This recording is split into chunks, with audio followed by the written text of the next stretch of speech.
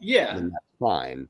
But I'm not like that's fine. Yeah, I'm You not don't going want to the initial sog, No. but the later sog, you're good with. I think that's just part of the overall like eating of a sandwich with a condiment on it that or like a tomato or something like that.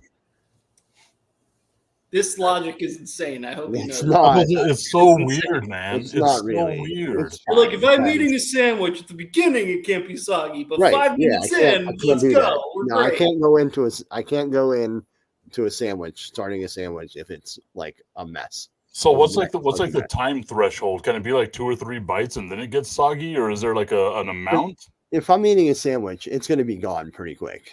So yeah, like true. I'm going to eat. Like if I'm eating, I'm eating. So what's like the go-to sandwich? Because to me, it's always a peanut butter and jelly. I love bologna sandwiches.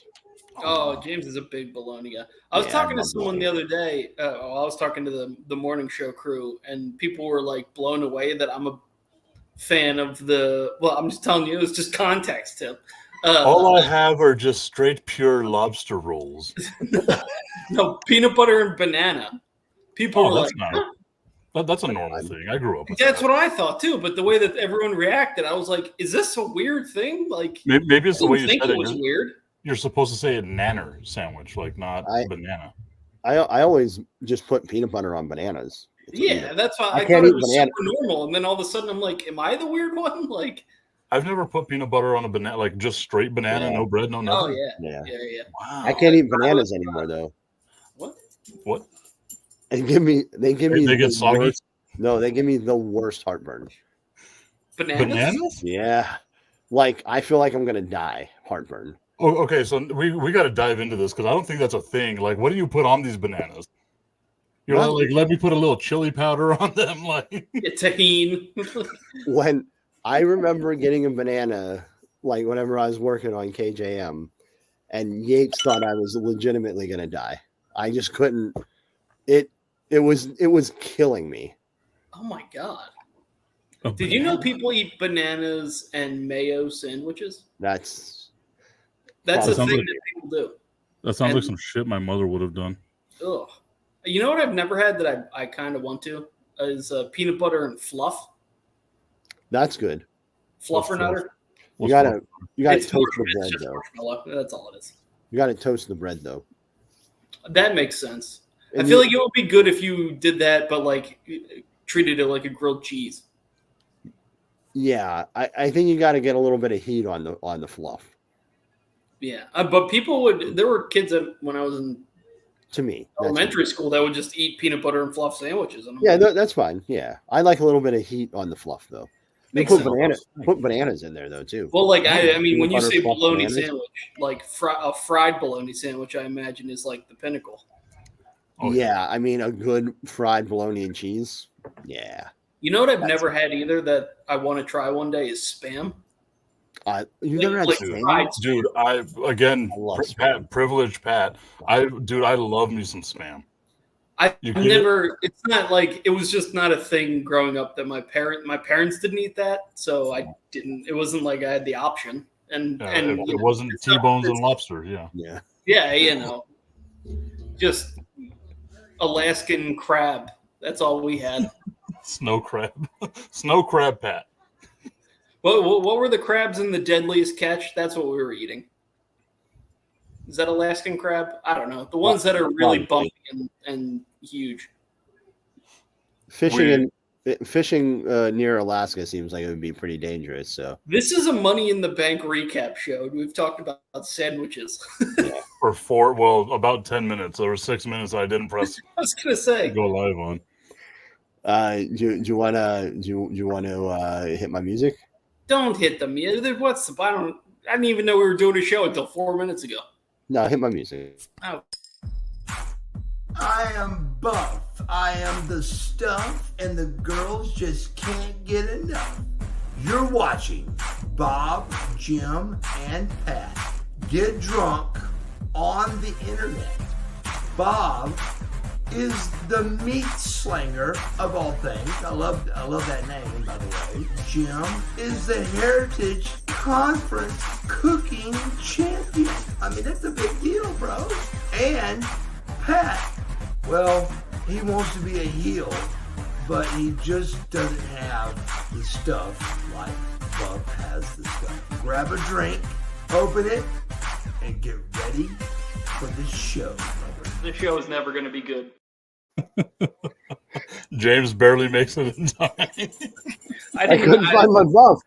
I couldn't find them. I don't know what happened to him. I didn't feel like going to get it. So here's just a picture of it. There was a part of me that just saw you sitting there, Pat, and you're like, yeah, I didn't even know we were doing a show, and I was really hoping you would have Buff there with you. No. There was a time after one of the shows that we did that that Buff, the one that I showed you, was on my couch for like 2 months. Because it was just like sitting over there, and I just didn't move it. I just left it there. You bring over a lady friend, she's like, what the hell is this? You're like, oh, that's just Buff. That's why I got called a nerd the other day. Look at these. Oh, that's good. Man, that looks straight up like who's the guy that came before him that he modeled all the stuff? Yeah. Hold on, let me think of it. Yeah, I forget his name, but that's great. That looks awesome. Great. Yeah, the hair is fantastic. Yeah. God, what was that guy? Billy Graham, superstar Billy Graham. Yeah, superstar. Yeah. There you go. Yeah, he had that last time. I feel like, didn't he? I don't know. When did you get that? I actually sent y'all a text like maybe 2 weeks ago. I love that when we started this, Tip had no figures, and now there's a whole display line. He has a bookshelf dedicated to figs now. That's all it's on that. There's no books on there. There's no books. Just is that figs. Right in the front? Is that the Hasbro Texas Tornado? Yes, it is. Does he have a belt on though? He does. Yeah. Is it the Texas one? Yes, it is. Yeah. Yep. I forgot about that. James, did you end up buying the Jason Kelsey shirtless Funko Pops? Yeah, that's what I showed you. I wasn't sure if you bought them or you just they came today. They came today. Oh, they came to that's what that was. Yeah, okay. I ordered them like the day after it happened. That's so funny. Like Funko was like, by popular demand. And they like had them. They're like, we're doing it. Let's go. One of those has to go on your desk, right? Yeah. For sure. It's such a if that was in any way tied to an Eagles game, I would for sure have one. They came in like the Funko cases too, so I'm not even going to take them out. I'll just throw it up on the. We were comparing. I was at James's house for the 4th for a couple hours until he got mad at me for leaving, and we were comparing his. Hold on. To be fair, before he left, he came downstairs and poured everyone a shot, and we all took it, and then he left. So. That's the way you make an exit. At least he left with a bang, right? Yeah. Well, James was gone for quite a while, and Josiah was it 27 minutes? No. It was close. But Josiah, who's also a wrestling fan, was gone, and I was like, "They're in the basement. That's right. They got to be in the basement, like looking at figs." So the guy that Pat works on the morning show with, Javante, like the first thing he said to me whenever him and his girlfriend got to my house was, Pat tells me you have a pretty good wrestling collection, so I want to see it before. I'm like, all right, let's go. Yeah. So I was just showing off left and right. Yeah. I guess they talked about I guess Mikey C talked about my collection on Marty McGee today. Nice. So, probably. Big hit. I'm a big hit.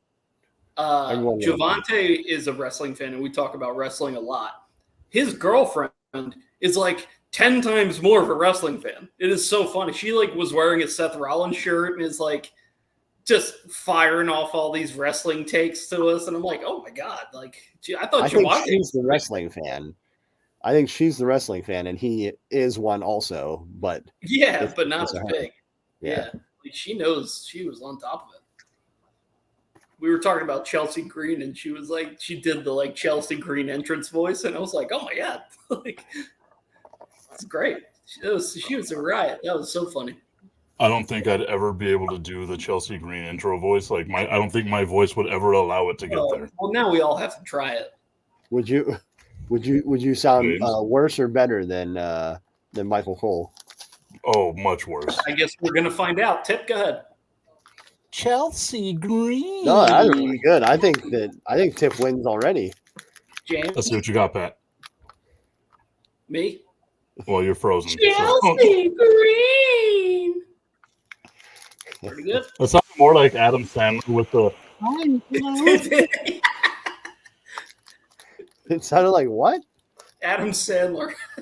Oh yeah, maybe a little Adam Sandler. Yeah. It's my turn, huh? Yeah. There's only 3 of us, and 2 of us Yeah, win. So yeah. I wasn't. Yeah, why is the expecting background that, wrong, by the way? It's correct. No. No, it's wrong. that was, It's supposed to be Faces of Buff. all the faces of Buff. Yeah, but Yeah, it you're right. is Okay, 4th of July now- weekend, though. Now we're right. There was a part of me that was gonna do like after the Buff intro, just on my own to be an asshole, the national anthem again. Oh, like you did to me to be an asshole. Thanks, Yeah, but it guys. would have been to both of you guys. Yeah.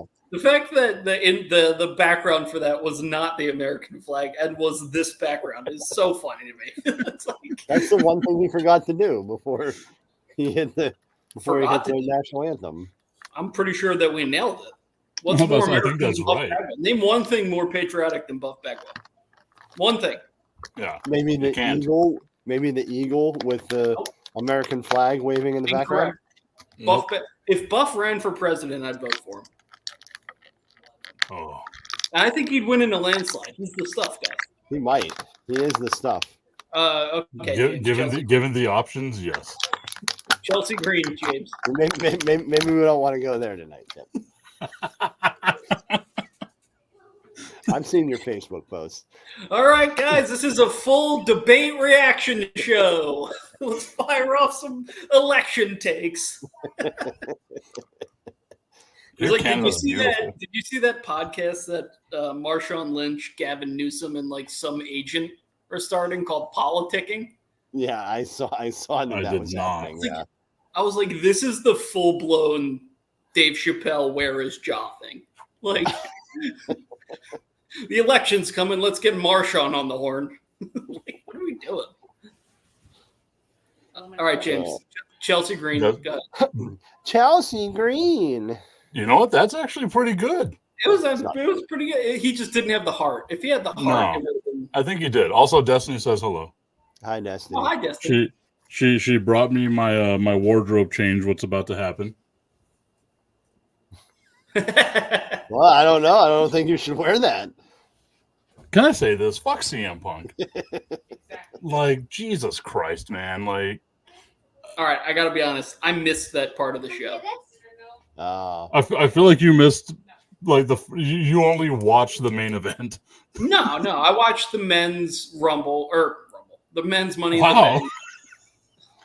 Yeah, That was- men's Royal Rumble that was was sick. 6 months ago. Dude, All right. Cena's you performance caught in the up. Rumble was unreal. No, I watched the men's one. I didn't see all of that Priest Seth match. I saw part of it. I didn't see Sammy at that match at all. I was surprised that Sammy won, to be honest with you. I honestly think it's just because they had to get their Canadian wins quota in.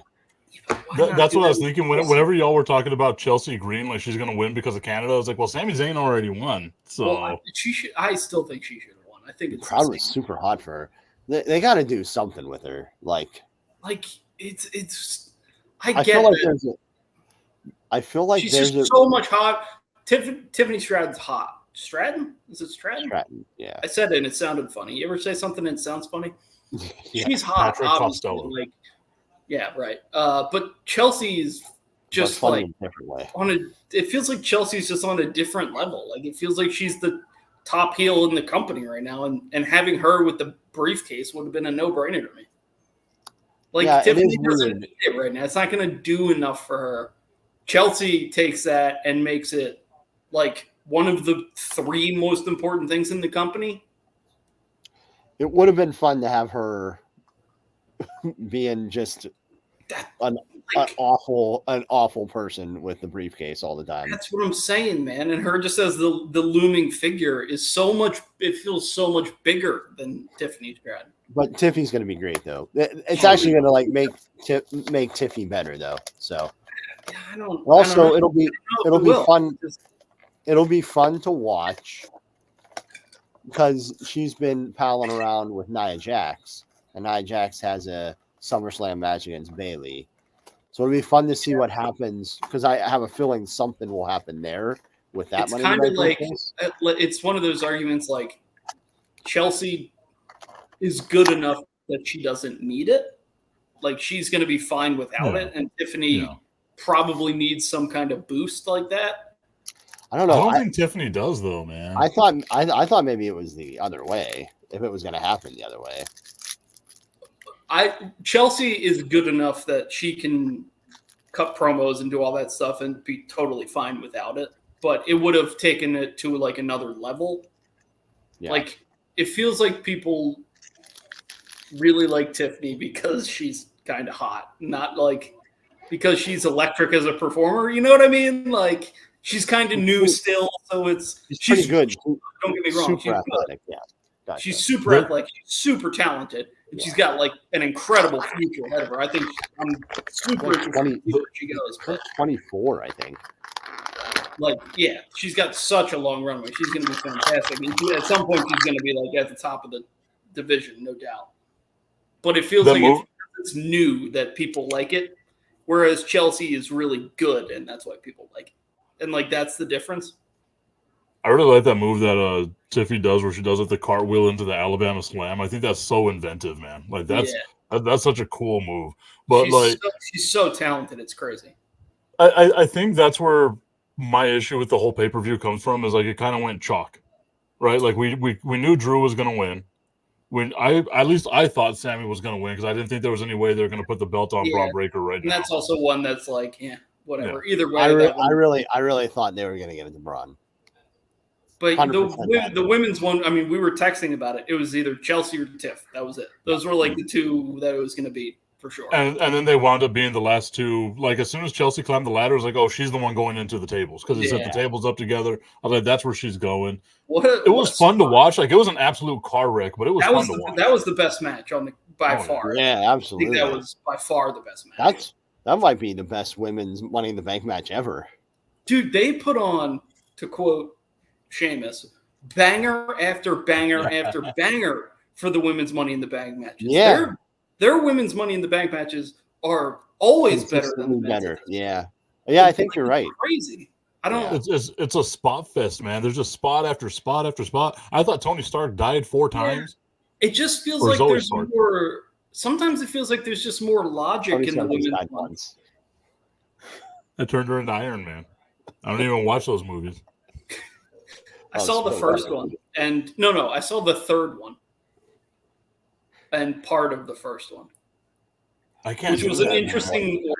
Dude, that looks great. That's great. Is the hair real hair or is it plastic hair? Oh, okay. It's kind of different, but it's not real. Okay. I thought it was going to be. Yeah. There was a tag team championship match today, and I totally forgot about it. There was? When was that? Oh no, I guess that was yesterday. Yeah, it was on SmackDown. Okay. DX won. So I spent all of my time today catching up on like Raw and SmackDown, and then right into Money in the Bank. It was like a 7-hour. It was like an old school fucking WrestleMania of just wrestling. It was WrestleMania 35. You practically did WrestleMania 35 at your house. So, congrats on that. Am I wrong in thinking that the women's Money in the Banks end up being more logically booked than the men's ones? Like the women's have like storyline, whereas the men's are just generally speaking like big spot, big spot, big spot, big spot. Whereas the women are like trying to tell a story. I didn't even think the men's this year had like big spot, big spot, big spot. Like it felt like it was I mean, that's true. Not even compared to the women. The women had way bigger stuff. It was a 30-minute match, and it didn't feel like it felt like it was maybe 10. Do you think that's because they knew that the belt, the briefcase was gonna be lost immediately, so like it didn't matter. Maybe. So like, Yeah, but you feel like if you know that's going to be the case, you put on a fucking show. You know? well, here's why you wouldn't is because if the women are coming after that and gonna do a bunch of big spots, then why do a bunch of stuff for basically no reason if the women are gonna do a better version of it and something that lasts longer? I thought No, Andrade. that's the reason that it went that way, but the logic of that kind of makes sense to me. I thought Andrade and Mello were really like the best parts of that. Oh, I don't match. I don't remember anything that Mello did. That sunset flip power bomb thing? The Andrade one, yeah. That's the only thing I remember from the match, honestly. That happened to Mello. Yeah. I thought that he I was surprised he didn't stand out more. Gable was great. He was the highlight of it. He suplexed the ladder. He suplexed the ladder. That was great. He screamed as he suplexed it too. The spot of him falling is crazy. That too, yeah, that was awesome too. Yeah. That was nuts. But that's going to be such a good job too. Like he fell flat on his fucking face. Yeah. He watched Kurt Angle in TNA and was like, how am I going to take this bump? And then just took it like Kurt Angle. well, he can't you suck at him like he's Kurt Angle now. So people I saw on the internet people calling him Perk Gable.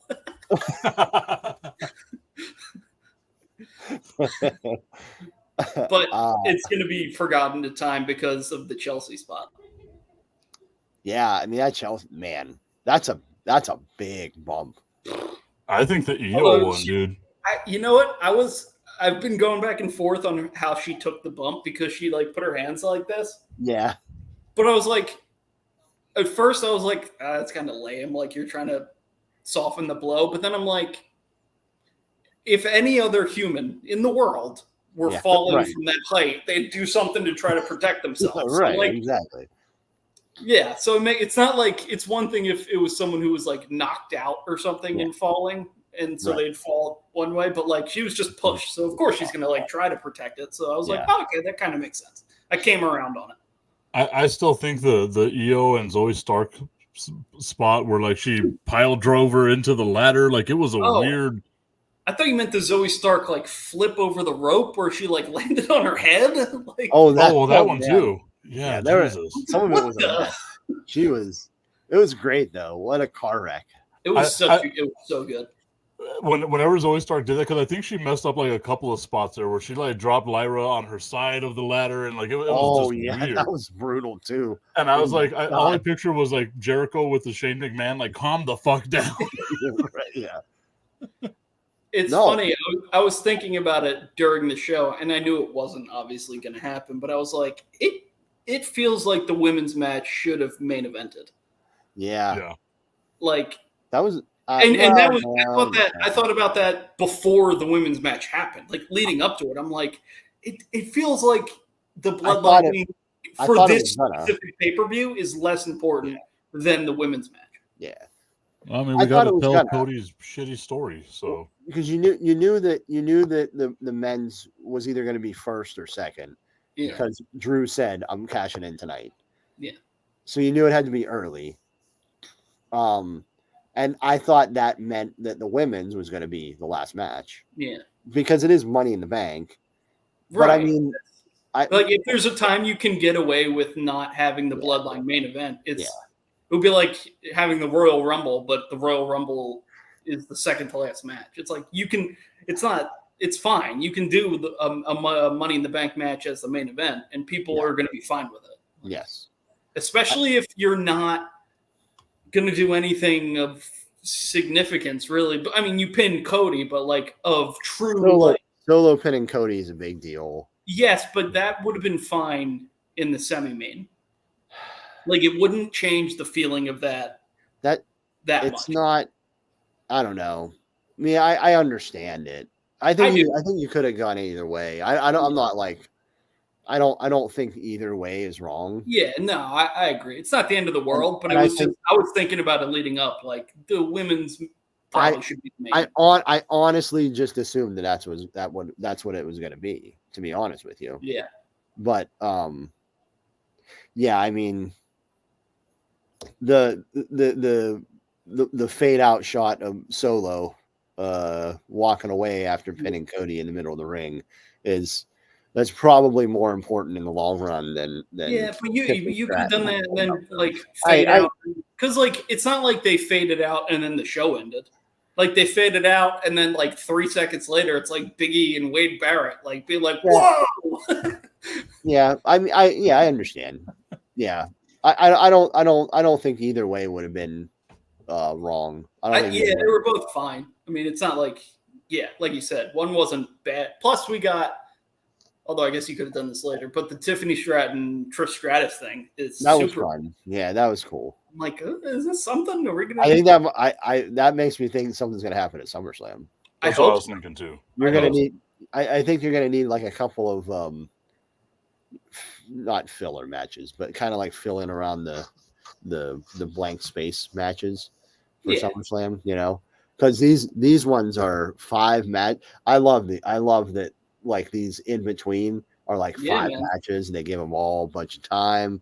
It was perfect. I prefer that. Way prefer that. And what? It was over at like 10:15. Right. It was like, I mean, you had the pre-show, but if you but no one watched it. Like no, like you only tune into that if you're not doing anything, right? Yeah, like, I was gonna say the point being like all in, it was like what 4 hours, like right with the pre-show. So like that's great. Like that's it was weird. There's a part of me that doesn't like how fast the pay-per-views or the PLEs have been going recently. Like I want like the slow, like maybe add like another 30 minutes or something. You know what I mean? Like it feels like it's going way too fast. I don't agree with that.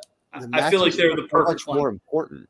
Like these matches feel more important because there's not like 8 of them or 10 of them on a card for no reason, right? You get to draw the story out more. Yeah. For each of them. So I don't want. I mean, a little more would be fine, but I really don't. Like, I don't feel that, like, if that went longer, I don't feel like it would have changed much. You didn't need to jam, you know, the R-Truth and Miz against the Judgment Day rematch into the, you know what I mean? Like, you didn't need to, like they did the DIY match on SmackDown. You didn't need to jam that into, like, that's what would have happened before. By the way, that happened on SmackDown and still got like a huge reaction across the board. So it's not like in the main event. Instead of just being jammed onto the it's like the third match for 10 minutes. Right. Like, they got to main event SmackDown and, you know, walk out as you know, they got to like kind of like recreate their NXT takeover thing where they won in Toronto. It's definitely a nice shift where you're not just like, here's, you know, Natty versus Tamina for 8 minutes for whatever, not even 8 minutes, whatever, for whatever reason, just because, like, because we advertised it, right? Because they had a 1 minute segment at the beginning of Raw. It's like, okay, where Natty farted, and now Natty farted near Tamina, and now we did a match at the pay-per-view. Also, like doing the pay-per-views on a Saturday now, it makes SmackDown feel like an extension of it, right? Yeah, because like you're especially not gonna whenever you watch it on Saturday morning, right before. Whenever you watch it, literally leading into, and that way you don't even know if it's SmackDown or if it's the pay-per-view. You know what? I'm sure you are not. I'm sure there are plenty of people who also did that, like watch SmackDown on Saturday morning. Well, that's been my thing because I don't know what it is with like my Hulu account, but for whatever reason, even though I select like my time zone is Mountain Time, it gives me LA for whatever reason. Your Peacock? Yeah, no, Hulu. So I can't watch like Monday Night Raw at the normal time that I'm used to watching it. I have to watch it at like 9 o'clock at night, and during the normal part of the like, you know, the year, whenever my kids are in school, I'm putting them to bed. I'm getting ready to like go to my job the next day. I'm not going to watch 3 hours of Monday Night Raw in at midnight. You get Raw on Hulu? Yeah, I have Hulu Live, my guy. Do we get that through work? Do I get Hulu Live through work? Probably could. I mean, I have the one through work hooked up. I don't know if the live is. I don't know if live is. Yeah. I did the thing where I was like, you know what? Maybe I don't need the Hulu Live. Like I'm looking at my bills and stuff. I'm like, okay, I could probably deal without it. And then like I think I went a week, maybe 3 days of like no Hulu Live. I was like, fuck this. It's worth the expense. Like I'll pay the extra $15 or whatever it is to get the Hulu Live. For some reason, my Hulu is not. Jesus. You okay, Pat? The alarms outside of my. That sounded like old school World War II, like you're about to get bombed. Air raid siren. Yeah, man. Why is the air raid siren sounding? Well, glad I don't live in Connecticut anymore, guys. Okay, so how do we feel about what part of the Priest and Seth match did you watch, Pat? Did you get to watch the end of it, or did you just like watch the first part of it and then went off to watch the Phillies? I was watching the Phillies. That was part of it. I was like back and forth on the Phillies. So I've seen parts of it. I saw the botch online, obviously, like the non-count thing. That's rough. Like that's hard. It's not even that. It's like it's 1, 2, clearly 3, and then like everyone just kind of looks at each other. They all look at each other, and the referee's like trying to pretend like no, like I could have swore he seized or something happened. And then it takes like 15 seconds, and then Drew's music hits, and it's like, what the hell was supposed to happen there, man? I don't know if he was supposed to kick and the music was supposed to hit. If the music was supposed to hit right before he. And I think 1, 2, the music should have hit, and that would have taken the ref's attention away. I think that's what. Yeah. I think that was. That seems like that's probably the plan.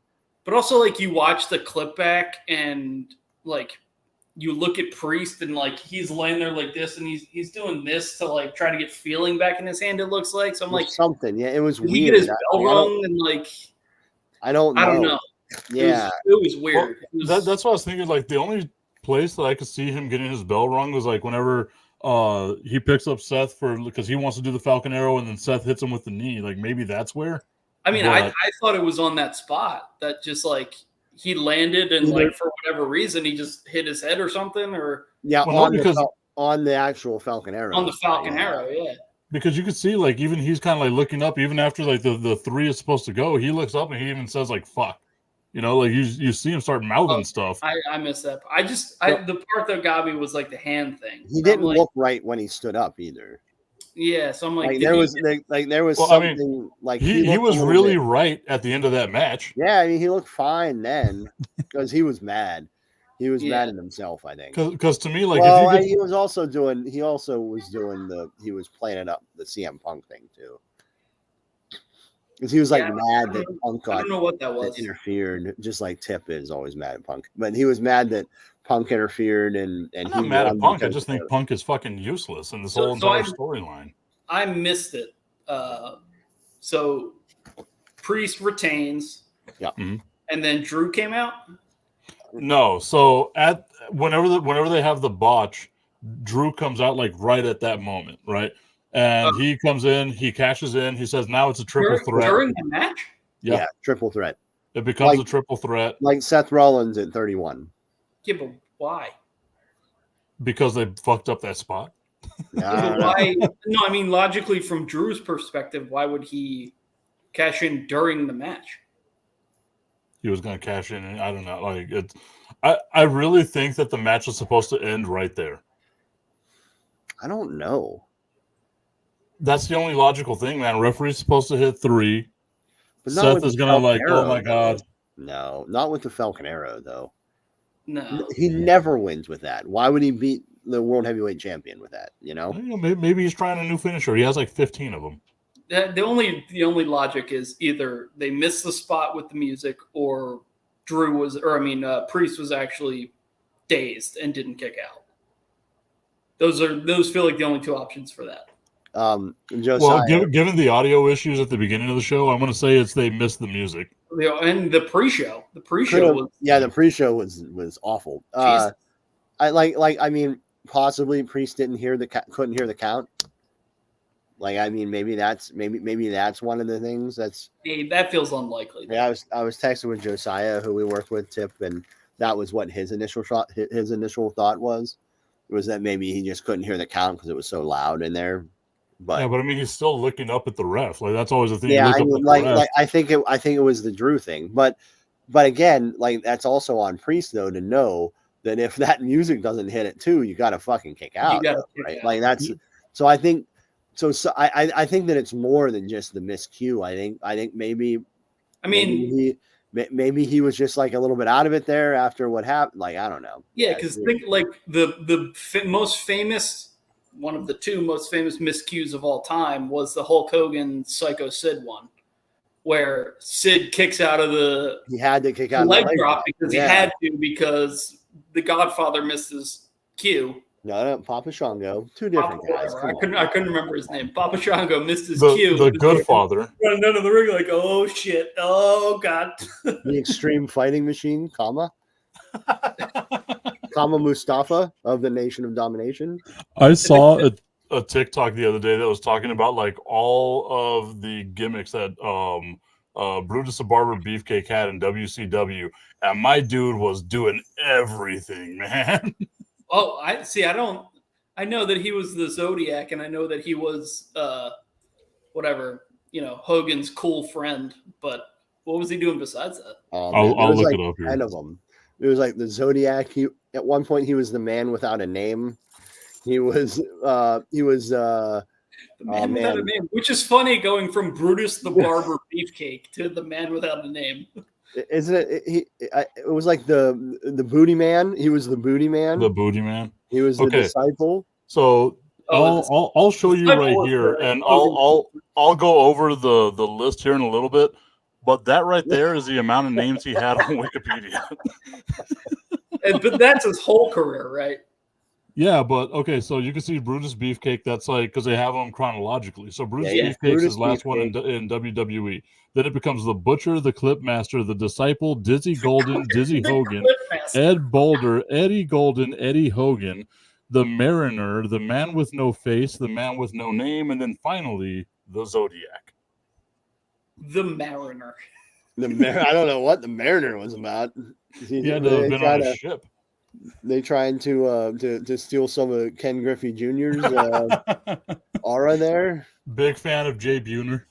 Just really love John Olerud. Edgar Martinez. Brett Boone. I think Dizzy Golden and Dizzy Hogan are great. The fact that he had two Hogan last names. And then we finally got Horace Hogan later on. That Boulder. Eddie Hogan. Ed Boulder was it Ed Boulder? Ed Boulder. Yeah. That's a Hogan. That's like Hogan's brother too, because he was like Terry Boulder before he was Hulk Hogan. Let me tell you something, Boulder. So, just basically rode Hogan's coattails straight into the mid card of WWF and WCW. I love the Clipmaster. Well, yeah, I mean it was WCW doing their WCW right? thing. Yeah, no, the Clipmaster feels like it's a haircut one, so that's got to be WWE. No, he was Brutus the Barber Beefcake in WWE, and then he goes to WCW and he's the Clipmaster. Is that really what it was? Yeah. I think so. Yeah, because the disciple was the one where he's all shredded and wearing glasses and like with a beard. Yeah, he just stands behind Hogan silently all the time. Which, to be fair, is the best that he ever looked. Yeah. Like he looked like unbelievable. Like he's unrecognizable compared to like the Barber. And it's perfect. Well, he's also unrecognizable because he of Hogan broke his face. Like that's not even a gimmick at that point. It's just like a ski to the head or something. No, he went skydiving and like opened the parachute too late and wound up hitting his face on the beach. No, I thought it was that he was. Yeah, I thought it was like a speedboat accident or something. Yeah, I thought he was water skiing. Well, then that's what it was. Is like parasailing. It was something like that, and then the face hits hard. Is it possible that it was both? That he was water skiing and got hit by a parasailer? That would be great. I gotta find it. What was this? Parasail. Here we go. Yeah, what's the Wikipedia say? Yeah, it is both. It's both. It was a boat and a parasail. He was helping his parasailer friend prepare for takeoff when the driver of the boat mistook a cue and pulled his friend's knees hard into his face, crushing his facial skeleton. Oh. So, I mean, I guess it makes sense because the parasail is connected to a boat, but you know. How heartbroken was Hogan at that time? Like, my brother, your face. So we were all kind of right. It was a parasailing thing, and also a boat, and also he got hit in the face. There was part of the build to their tag team match against Money Incorporated at WrestleMania 9. I didn't even know that was a thing. Brutus the Barber Beefcake was wearing like a big, just a gigantic, like this mask was like 5 inches thick or something, man.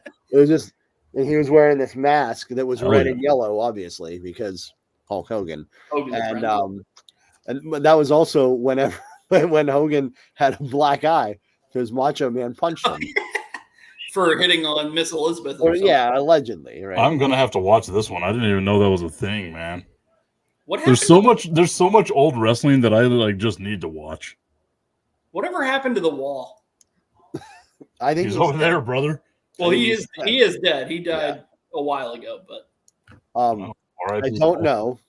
I think that whenever WCW died, he just went and I don't know if he ever wrestled again, to be honest with you. He just went and was big somewhere else.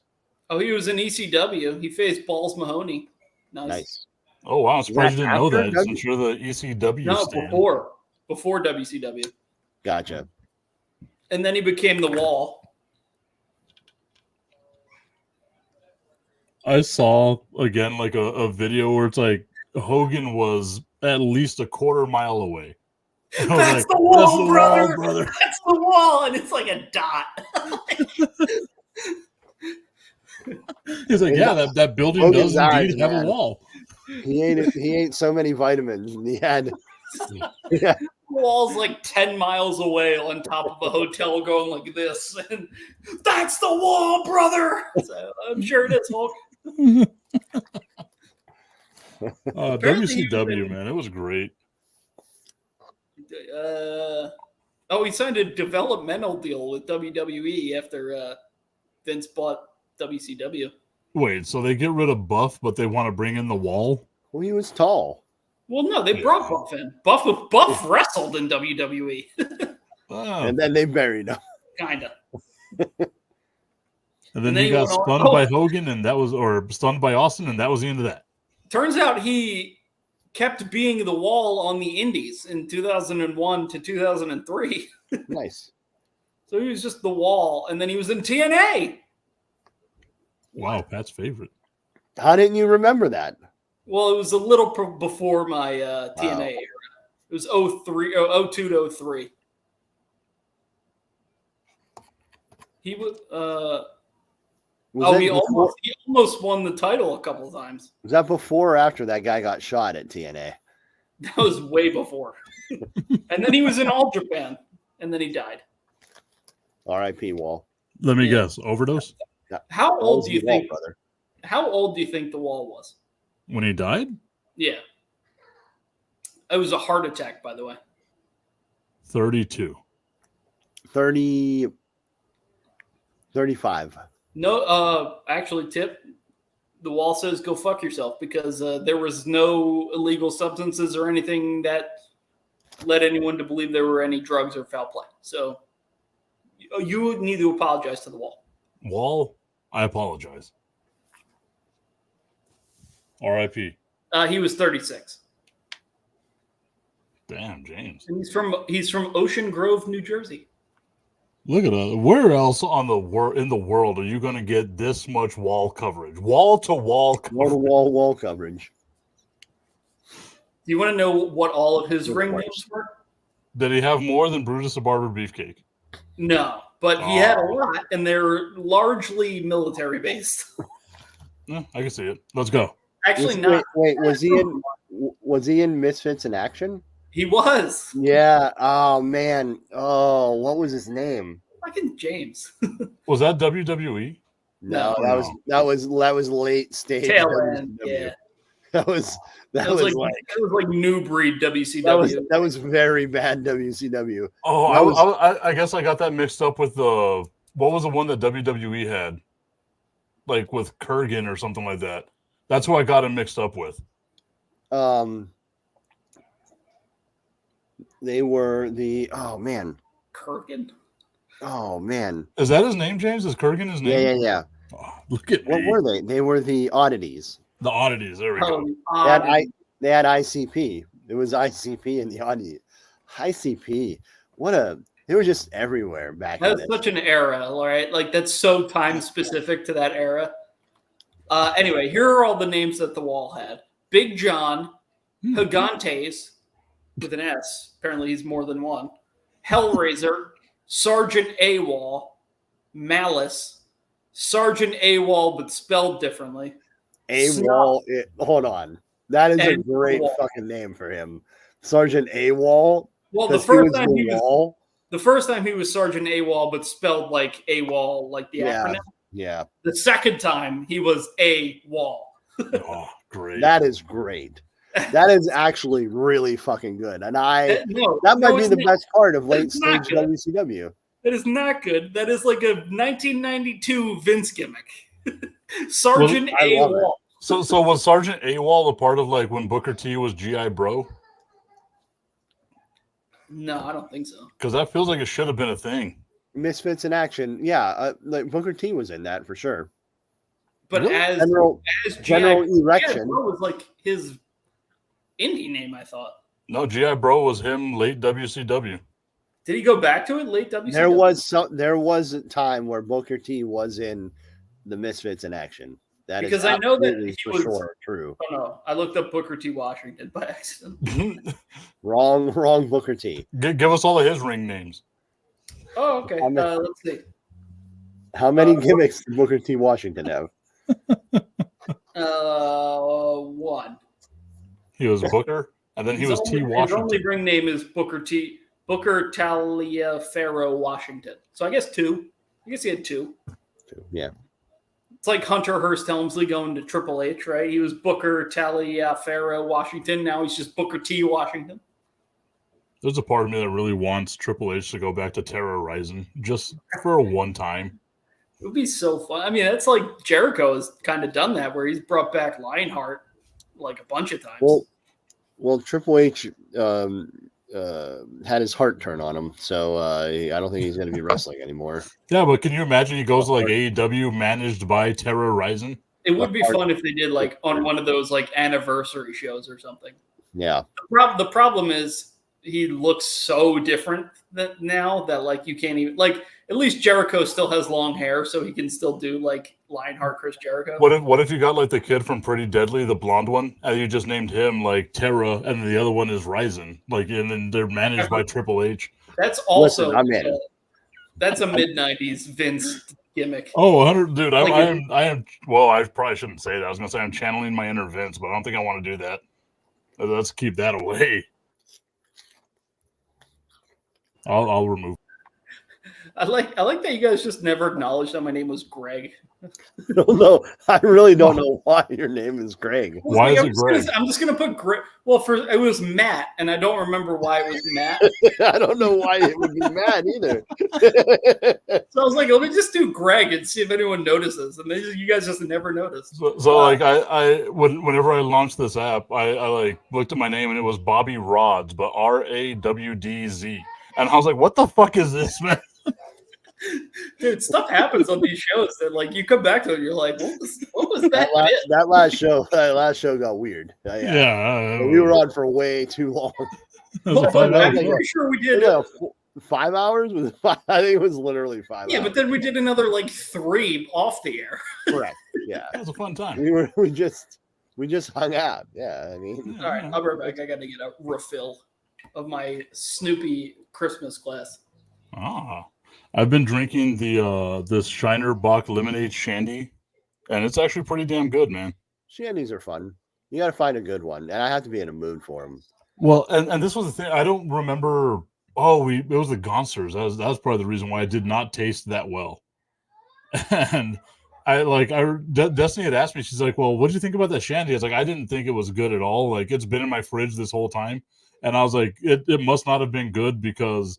Now I'm thinking about it. I had 3 Gonsters that day, which is I know we were supposed to do the Gonsters, but I didn't buy Monster. No, listen, you're gonna be here in October. Oh, what better month than for October for a Gonster? Oh man! I'll just make sure I'll have the ingredients here. I'm telling you this, like, this is my worst like fear is that I'm gonna get there and Pat's gonna be like, no, I gotta go to like Philly for a Phillies game or some shit. Do that. Yeah. He absolutely gonna do that. He's let us down. He's fucking like a quarter mile from me, and he wouldn't come over and watch. You know what I had on here at my house? I had on Money in the Bank and the Phillies game. What more could he have asked for? Why were you watching the Phillies? I just wanted something on the other television, and that's the only sport that spoke to me. I guess that's what makes me the outlier. Is like I have my other like TV here, but it's just not on. I'm like I have nothing. Like I have 2 other screens and nothing is on them right now. I feel like I should probably have something, but the Yankees are fucking disappointing me. I can't think of anything else that I want to watch right now, other than USA water polo and USA cricket. There you go. I mean, what more could you want? Yeah, I mean, I'm gonna corner the market and gatekeep the fuck out of those 2. The most inside of inside jokes. I don't know how you're watching that stuff. So here's the thing about me coming to your house. And I like your house because you have lots of alcohol. It's a good time. But then I gotta like get in the elevator and like all right, that's the inconvenience of the elevator. Oh no. And I gotta like drive like 2 minutes to your house. What floor do you live on? That's the whole thing. So what floor do you live on? The 14th. Oh man, yeah, that's a long way down. And then you don't know if other people push the button to go down either. So then I gotta come home and like find a parking spot, which James can tell you in this place is a disaster. So wait, you don't have your own parking spot? No. Our own parking spot. I'm amazed we have an elevator tip. I can't wait to get to Connecticut just to see what your apartment looks like. Like I am now envisioning this just sad little closet. No, my apartment itself is lovely. The building is a crack house. Very well decorated, your apartment, I can tell. A crack house on top of a train. So someone was asking me about that, and I literally have framed pictures, like big wall stuff, sitting over there on the ground, and it's because this is concrete. Wow. So and get a drill. That's a whole thing. No, not worth it. And I don't want to then have to like pay extra money if I move out because like, oh, you drilled into the wall. So yeah. Don't ask me why this is on my desk because I have no idea, but double-sided tape. So I hung up the things that I had with well hung Pat. Command strips that are like supposed to be good for like 100 pounds or something. Immediately fell. But yeah, I mean, obviously, because you have a train literally rattling your entire apartment like every 14 minutes.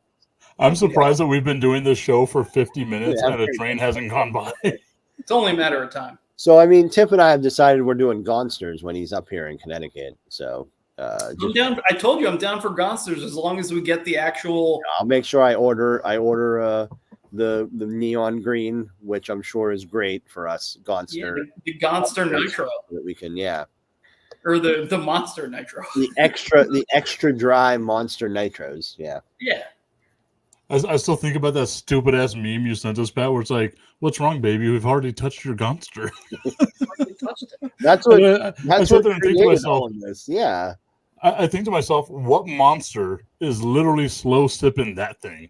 Because there's no way you can let it ferment in your house for 30 minutes.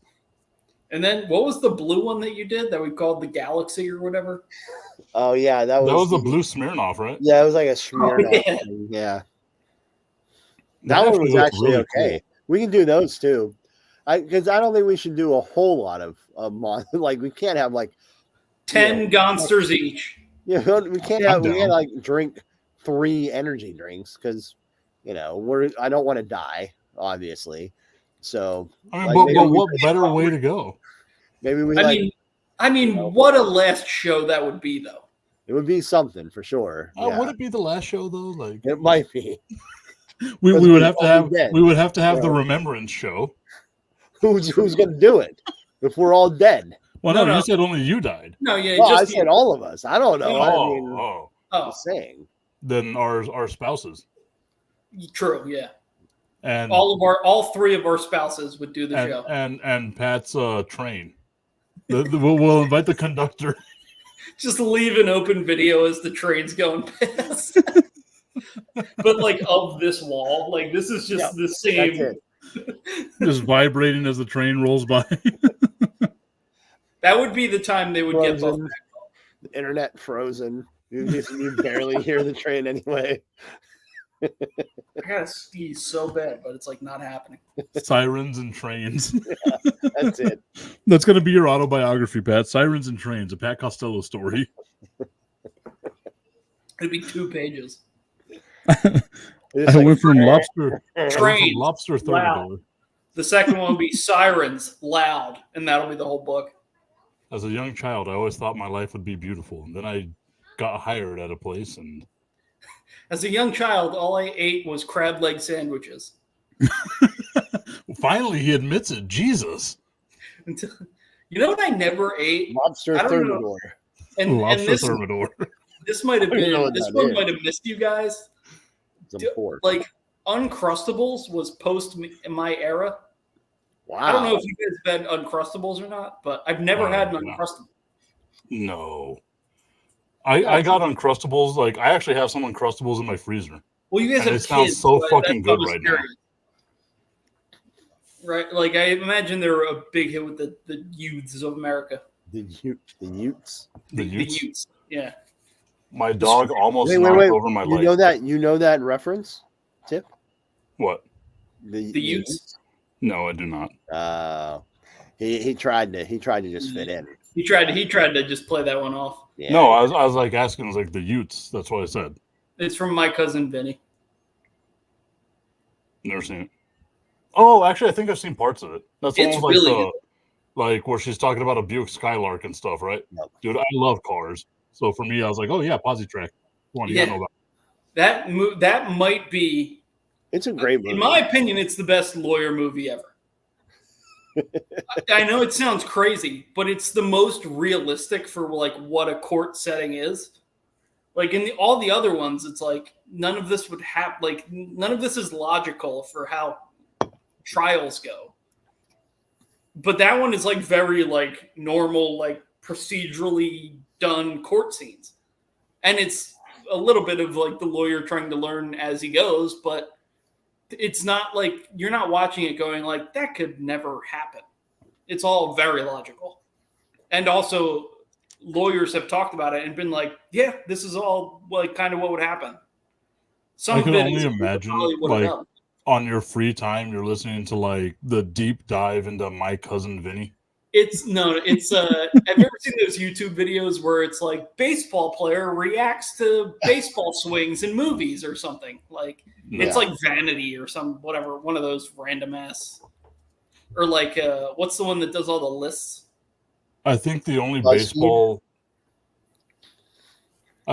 baseball like person that I see is I don't even know his fucking name, but like he'll see a pitch and he'll be like ball.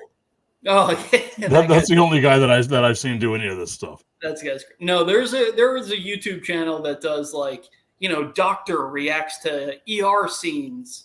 And then like it's a doctor being like, yeah, no one would ever say this. Like this would not happen in an operating room, blah, blah, blah. And like breaking down like Grey's Anatomy and then like ER and all like House and stuff like that. So they were going through lawyer movies and one of them was My Cousin Vinny. And by the end of it, the guy's like, and it was funny because I always felt this way, but I had no basis for it. But by the end of it, he was like, yeah, this is actually like all of this is super realistic and super logical. Like this all makes a lot of sense as a lawyer. Huh, I'm gonna watch that movie then. And what's the actor's name, James? Joe Pesci. Yep, Joe Pesci. Yeah. Yep. He's firing 100 and Isn't it? his girlfriend is amazing. I forget her name too, but Isn't the Karate Kid in it? Isn't that who that is? Never seen the Karate Kid. Is he one of? I've never seen it either. Is he one of the guys who's in trouble? Is he the one that goes, "My cousin Vinny"? Yeah, that's the Karate Kid. I believe so. Yeah. You know what I love in movies? When they say the title of the movie. Oh, yeah. My favorite things. I feel like my cousin Vinny is like an alt-timer just on television movie. It is absolutely one of those. It's also it was a Hall of Fame VHS movie. Like, I'm pretty sure everyone had My Cousin Vinny, had My Cousin Vinny and like Jerry Maguire. Like, those were the two. Jerry Maguire's going too, yeah. I do love me some Jerry Maguire.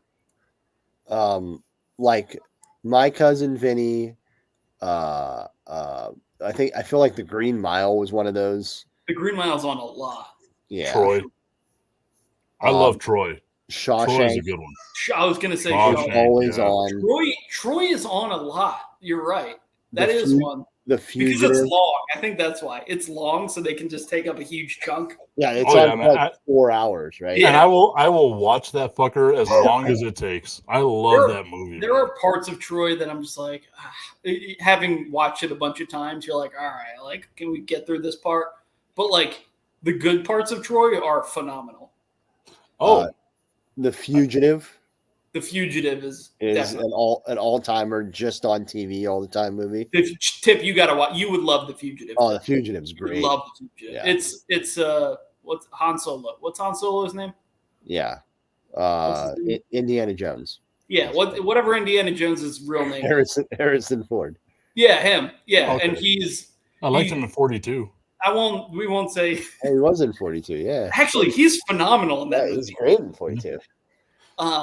So the premise of The Fugitive is he's framed for murdering his wife, and then he's just on the run, and he escapes. Yeah, it's awesome. He's a fugitive, and it's so good.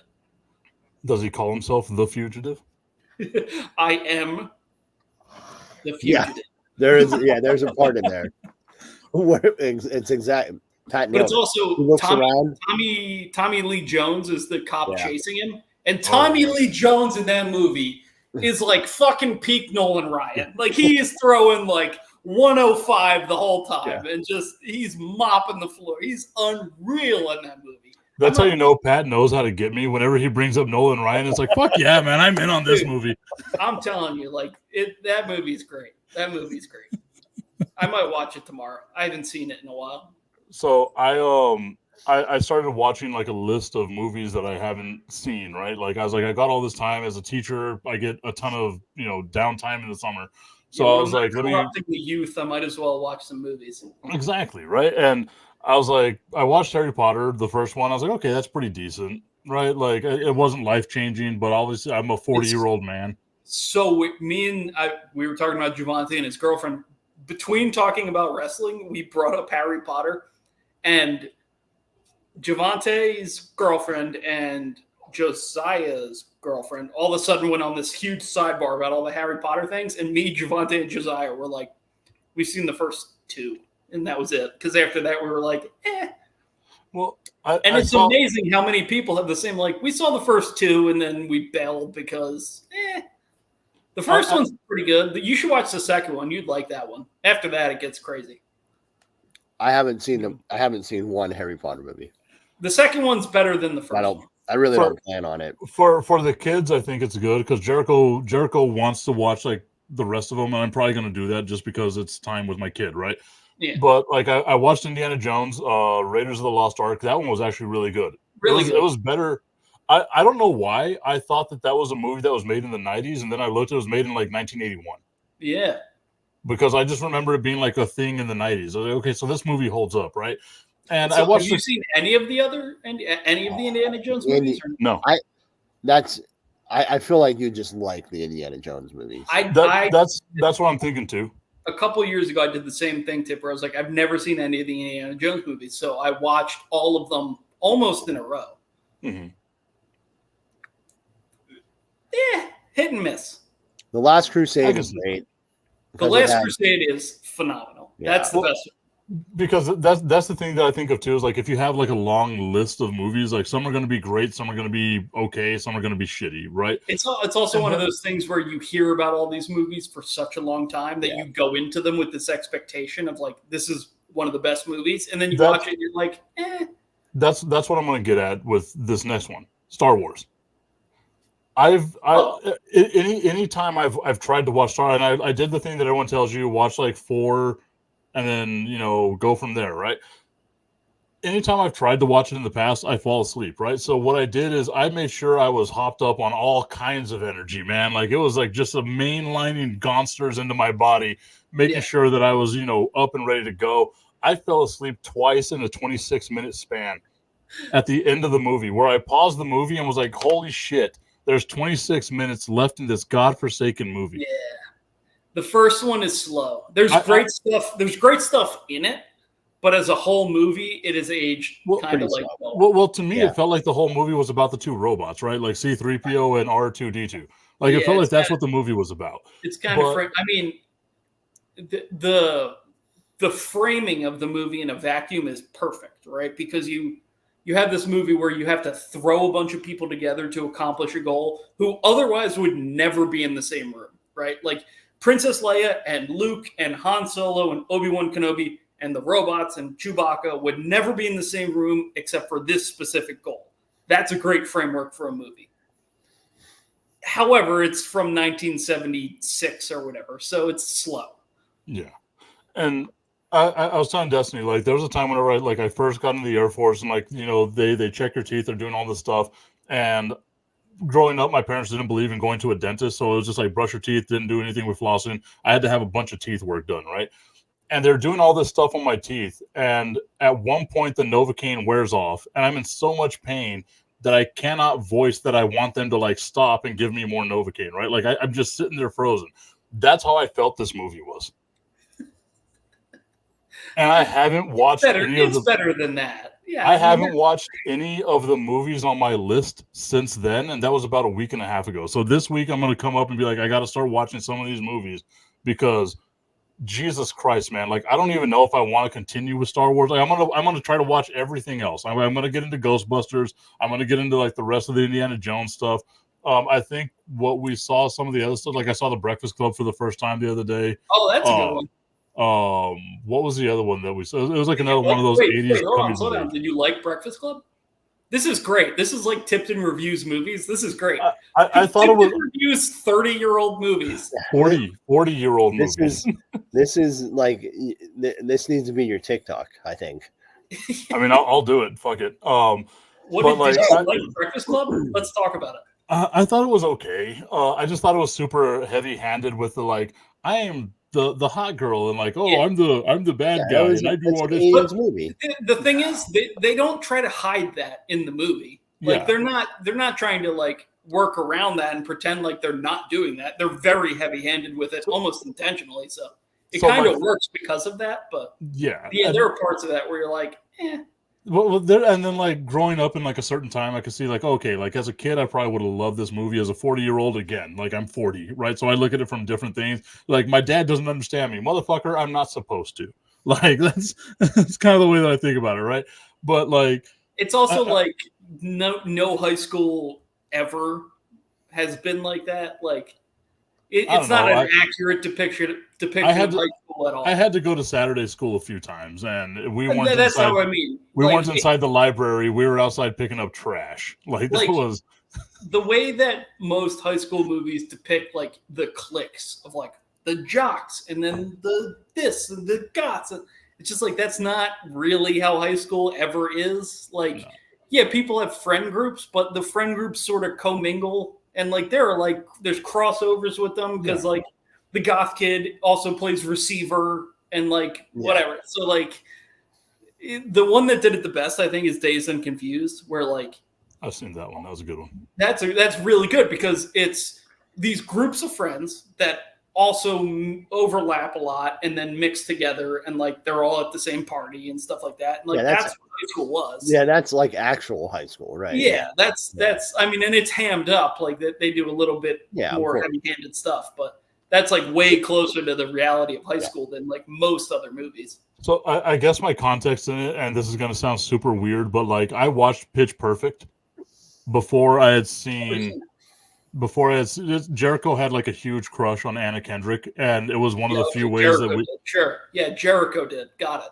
Well, no, like it was one of the few ways that we can get it. It was either Pitch Perfect or Zach and Miri watch a porno were the only ways that Jericho would go to bed. Whoa! Make a porno, yes, make my bad. Come on. But like that movie is hilarious. Love that is movie. Such a funny movie. Love that movie. But it's set in Pittsburgh too, isn't it? Yeah. Yeah. Is it? Yeah. That's what I thought was because in one of the scenes in the coffee shop, the drunk guy walks in. He's like, "Fucking Roethlisberger." That's right. Yeah.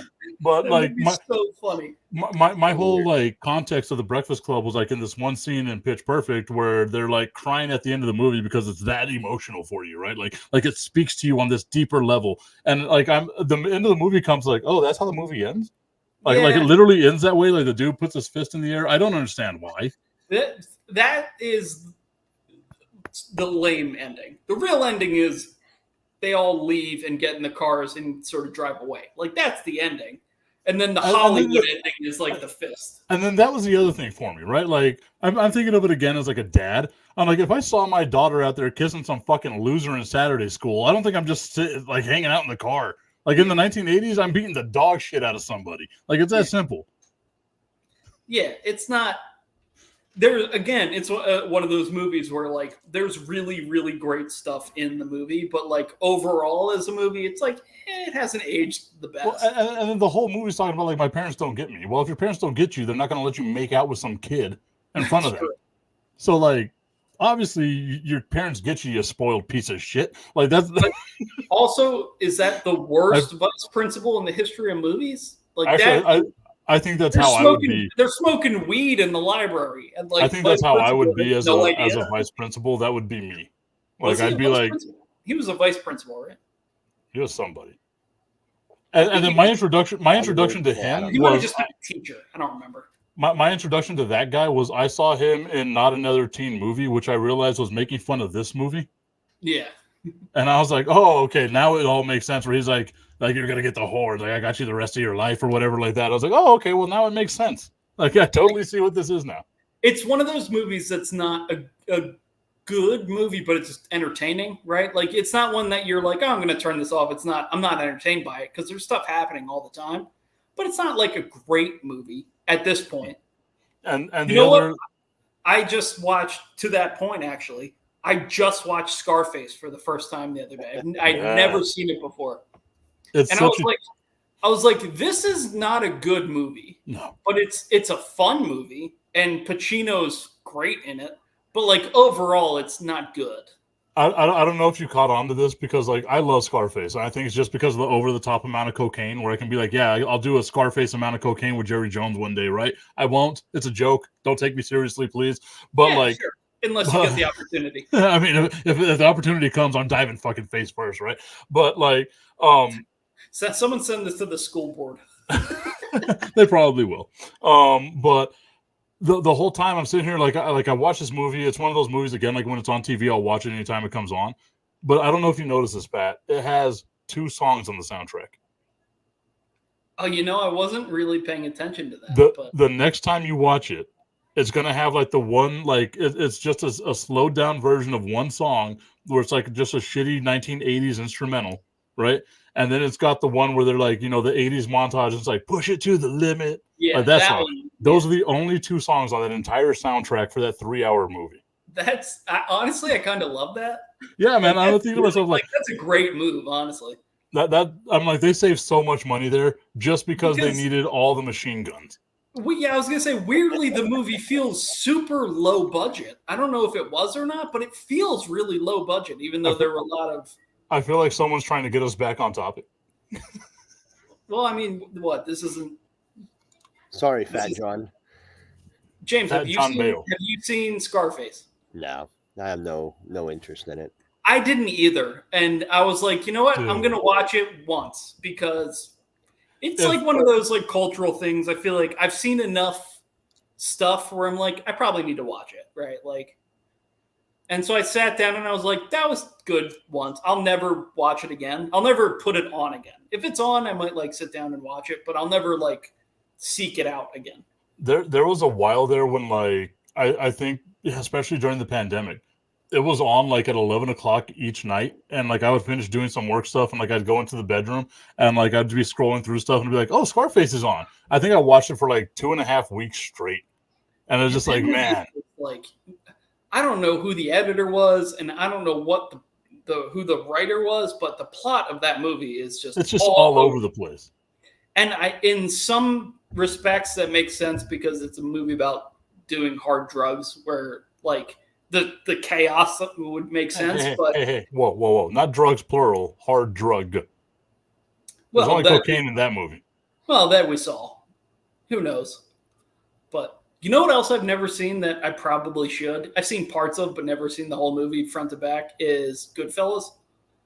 Same. And like, that's one that people really love and say that is like the pit. But I'm like just not a big like mafia movie person in general. I've never seen like The Godfather and stuff like that. Same thing. I watched Godfather 1 and 2 after years of my friend telling me like you got to watch them. And I have seen All Dogs Go to Heaven. Great movie.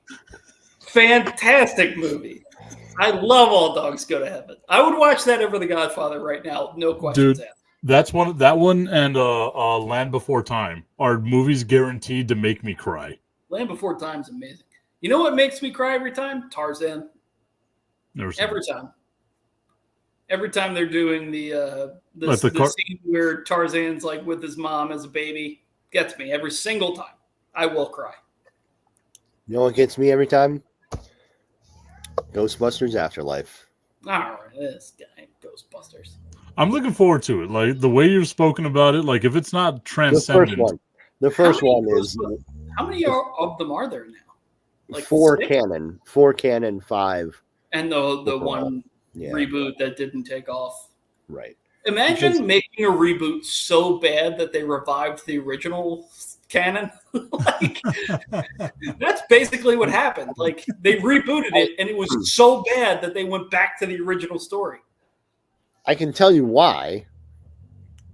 Because they acted like the first one didn't exist. Correct. You can't reboot something and act like it didn't exist. Well, not that. Not only that. Okay, so you could do that. Not that. You could have. The biggest problem was that they had the actors from the originals in the movies as different characters. Yeah, now that's true. I wonder how I would have felt about it if it was just standalone, not those people in it. Right, and they never had them. They never even referenced like you could. Cause there have been plenty of reboots that don't like. I was fine with it until that happened. Right, exactly. Once I'm that happened, most people had the same reaction. It's like I looked at pulls you right out of the movie. I said, "What the fuck is going on? I can't. Why are we doing this?" Roughly 40 minutes ago, I got a text message that said the wall had heart tip. That was from Jonathan Hood. I wish I would have looked at my phone 40 minutes ago. Good line, Vinny. You'd fit right in on this show. The wall had heart until it exploded. And then he didn't. And now the wall is no longer with us. Yeah, R.I.P. Wall. I got a tweet from Hood the other day. I gotta find it because were you over it? Mad at you for some reason? No. He's happy anniversary to the 7-hour marathon show of the Kevin Durant to Golden State Warriors coverage. Oh no! Hosted by Dickerson and Hood on ESPN Radio. That was on July 4th, wasn't it?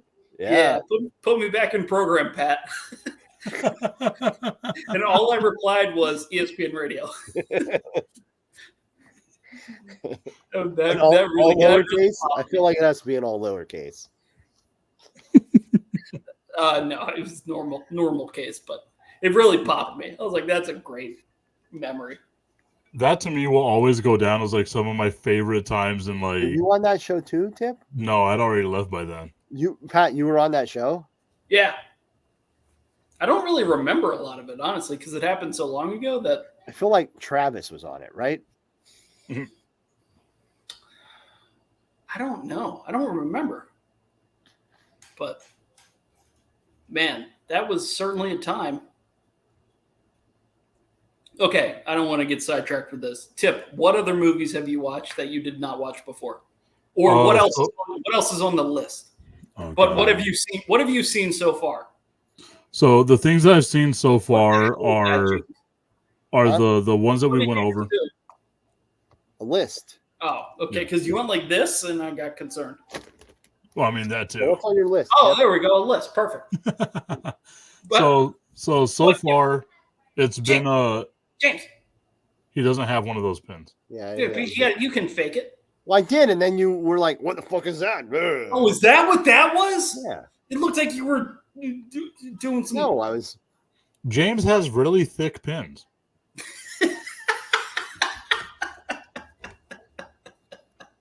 the fuck is happening here? Literally what I did. James, I got you. It didn't look like it. You went like this. I went. That's what he did. He went. No, he went. No. Well, short stroke Pat. Yeah. I mean, that's too much. But anyway, movies, Tip, go. So I've only seen 6 on this list because I'm telling you, Star Wars fucking ruined it for me, man. You have to watch Empire Strikes Back. You have to. Okay. Because it's better than the first one. You have to watch. If it's terrible, whenever I go to Connecticut, I will find you and kick you directly in your penis. Yeah, I mean, you're probably not going to love all of it. It's an old movie, but it's better than. Oh, now he's starting to like dial back the expectations on it. I see what you're doing. I mean, it's my second. No, it's a top 5 all-time movie for me. 5 and 6 are way better than 4. 6 is bad. Don't watch 6. 6 is slow and bad. No, Which is the one with Jar Jar Binks? No, that's 1, right? 6 has Jar Jar. No, not Jar. Sorry, I was thinking of Jabba the Hutt. No, don't watch the prequel ones. They're bad. Also, don't watch the postquel. What are they called? Well, those ones are pretty good. I enjoyed those.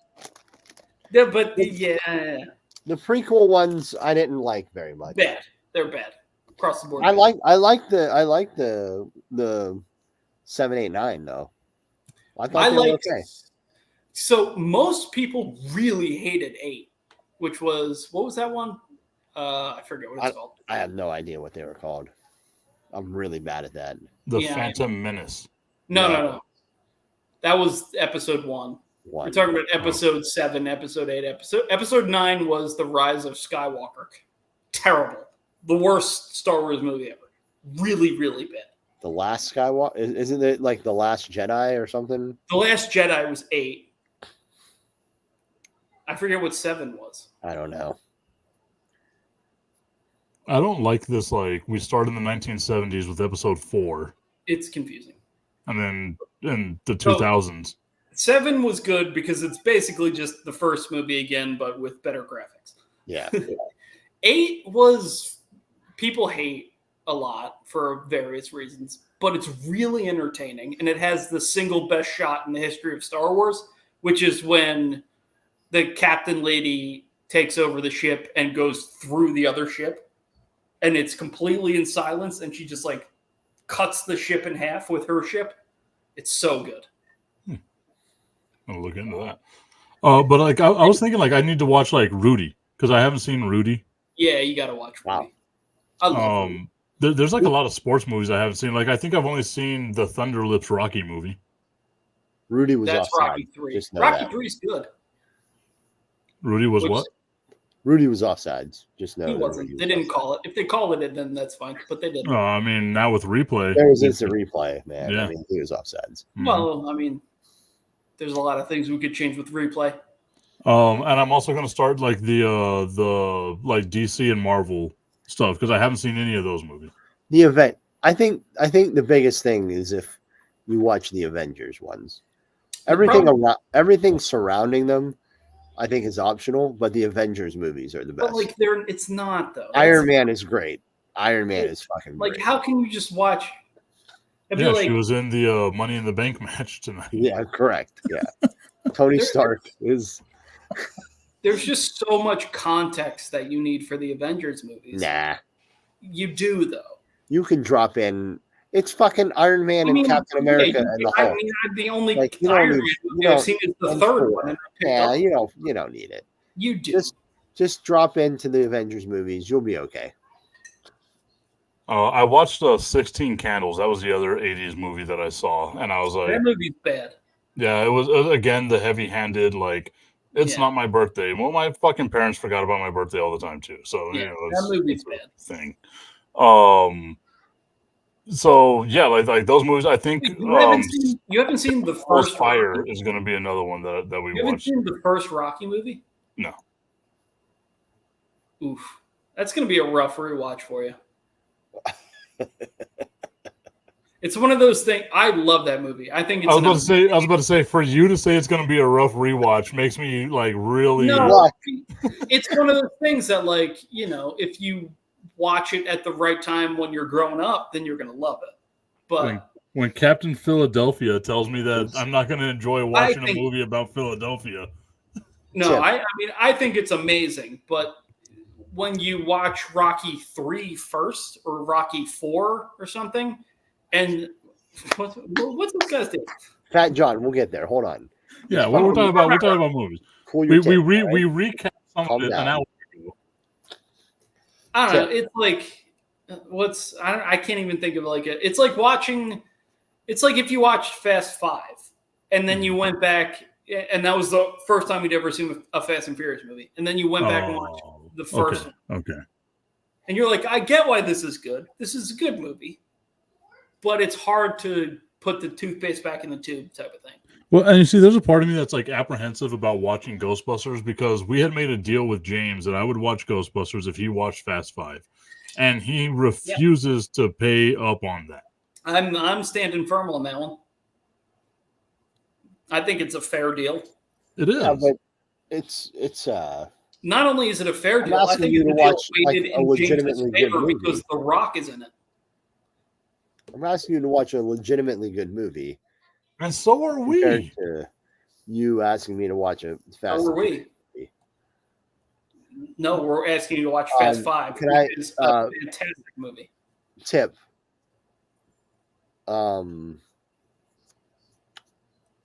Blues Brothers? Have you ever seen Blues Brothers? No. That's a pretty fun one. Yeah, you should watch. Yeah, throw that one on there. I'll add that one in there. But don't prioritize it. But yeah, if you can get to that one. The music in that movie is so goddamn good. That's one where I can't imagine like you not enjoying it on some level. Yeah. Even if you don't like the movie overall, all of the music is actually phenomenal. Like that also reminds me of real deal musicians in it doing stuff. Yeah, like they have real musicians in it. Yeah. It's so good. I also have to add Roadhouse to the list. I forgot about that. Roadhouse. I've watched the new one. Oof. Did you? Yeah. Conor McGregor. Yeah. Where the fuck is everybody? Yeah. I mean, that's just what he did the entire movie. Did you watch have you seen the old one? I think that I have at some point, but I just don't remember it though. Yeah. That's one I don't think it's good. Not a fan. I don't. Well, I don't think either of them are good. Let me just do that. James is like, even though I watched it, let me go on record here saying I don't think it was good. Tip, did you say you hadn't seen The Godfather? No, I have not seen The Godfather. You should watch the first one. Mostly for historical reasons, but also like there are enough references in it that you've probably even made yourself that like historically speaking, you should watch. Also, it's entertaining. Like it's a good rewatchable movie, but it's not. Is there a people overhype that movie? And The Godfather 2, people say is the best movie ever. I don't think it's good. I don't get why people say that. I think they say that because they've heard other people say it, and that's it. In The Godfather, is there a hoe train? Kinda. I mean, a little bit. At one point, there's a lady talking about James Caan's Willie, and she goes like this. That's pretty big. That's, Literally, pretty average for a guy named James, though. Like the scene in the movie, she's like, Small. no, if it was steel, it'd be like,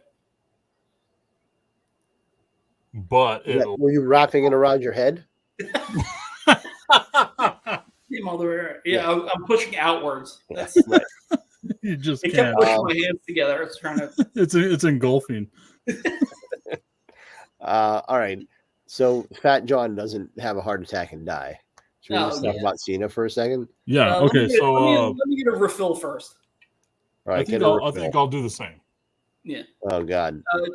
James, entertain Fat John. I don't. Well, you don't watch it right now. It came on after the whatever the post show thing.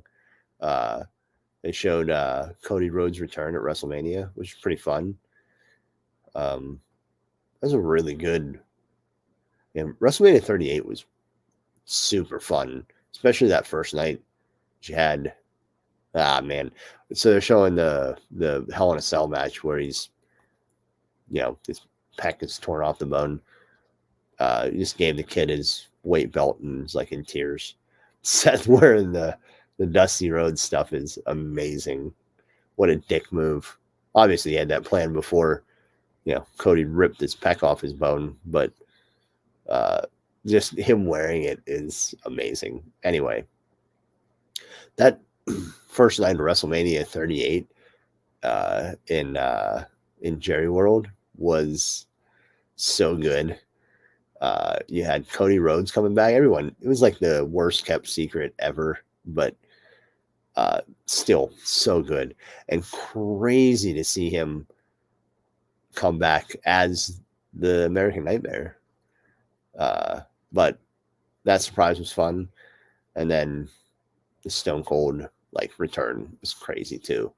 Yeah, two crazy, fairly not really unexpected, but almost like you couldn't believe it until you saw it. You're not wrong. The Cody one was crazier, obviously, because yeah. But the biggest thing about that was he returned as what he created. There was no difference between AEW Cody. I was gonna say and WWE walked Cody out of AEW and into WWE. That's the same guy. Fucking wild. Yeah, that's just. We don't see that a lot. It's very rare. It's not unprecedented. No, but it's rare though. What Goldberg. Yeah, but I don't even count that because that was still in that was still the WWE WCW era. So well, that's what I mean. It doesn't happen. Right here, it doesn't happen. Yeah, post WCW, it's been super rare. AJ Styles, Shinsuke, Samoa Joe. I had no idea. I had no idea who Shinsuke Nakamura was. So yeah, but he was the same guy though. He was still Shinsuke. I think he was still Shinsuke Nakamura. But even AJ is the best. AJ, example. Obviously, that's probably Samoa Joe for sure. Yeah, he came in, but he didn't step onto the main roster like that though. No, but I'm just saying, carrying over the same gimmick. AJ Styles is the best example. Even very established guys like Sammy and Kevin Owens, Bobby Roode. Bobby Roode. Yeah, Bobby Roode. Different. He was a huge thing in TNA. Different guy in WWE. But AJ. Even AJ though. Say he kept the name, but he didn't come with the same theme song. That's the thing that Cody has. They're just I don't think anyone like I said, Goldberg. Well, James, there is someone that we're forgetting. But that's now though. But it's a different thing, right? Yeah. Now it's you can do it. But before, I'm sure it's happened that we're just forgetting, but it's what? To bring the same theme song. Booker basically had the same thing. He bought WCW, so he owned that stuff. I know. That's the even Jericho, didn't come in with generic NBA theme song number 15 or whatever it was, right? You know what I think actually, like, He was basically the same thing, but he got a little bit of a repackage with his music and stuff, right? you know what I think really pushed that forward is CM Punk coming back to AEW and having what's it called? What's that song? Cult of Personality. Cult of Personality. I think that it's likely that Cody could have gone to WWE and kept it, but I think CM Punk doing that is that extra bit of leverage to be like, look, I can be the same guy. The thing with Cody, though, is that he had someone make that song for him. Yeah, that was his in the Indies. I mean, that was his post WWE. That was basically his song the whole time. Not the whole time, but a large part. Like, he could do that. It's not I don't know. For him to have that song isn't as shocking as them letting him have the song, right? Like, that's the part of it. That they let him do it. Yes. They let him be Cody Rhodes. Yes.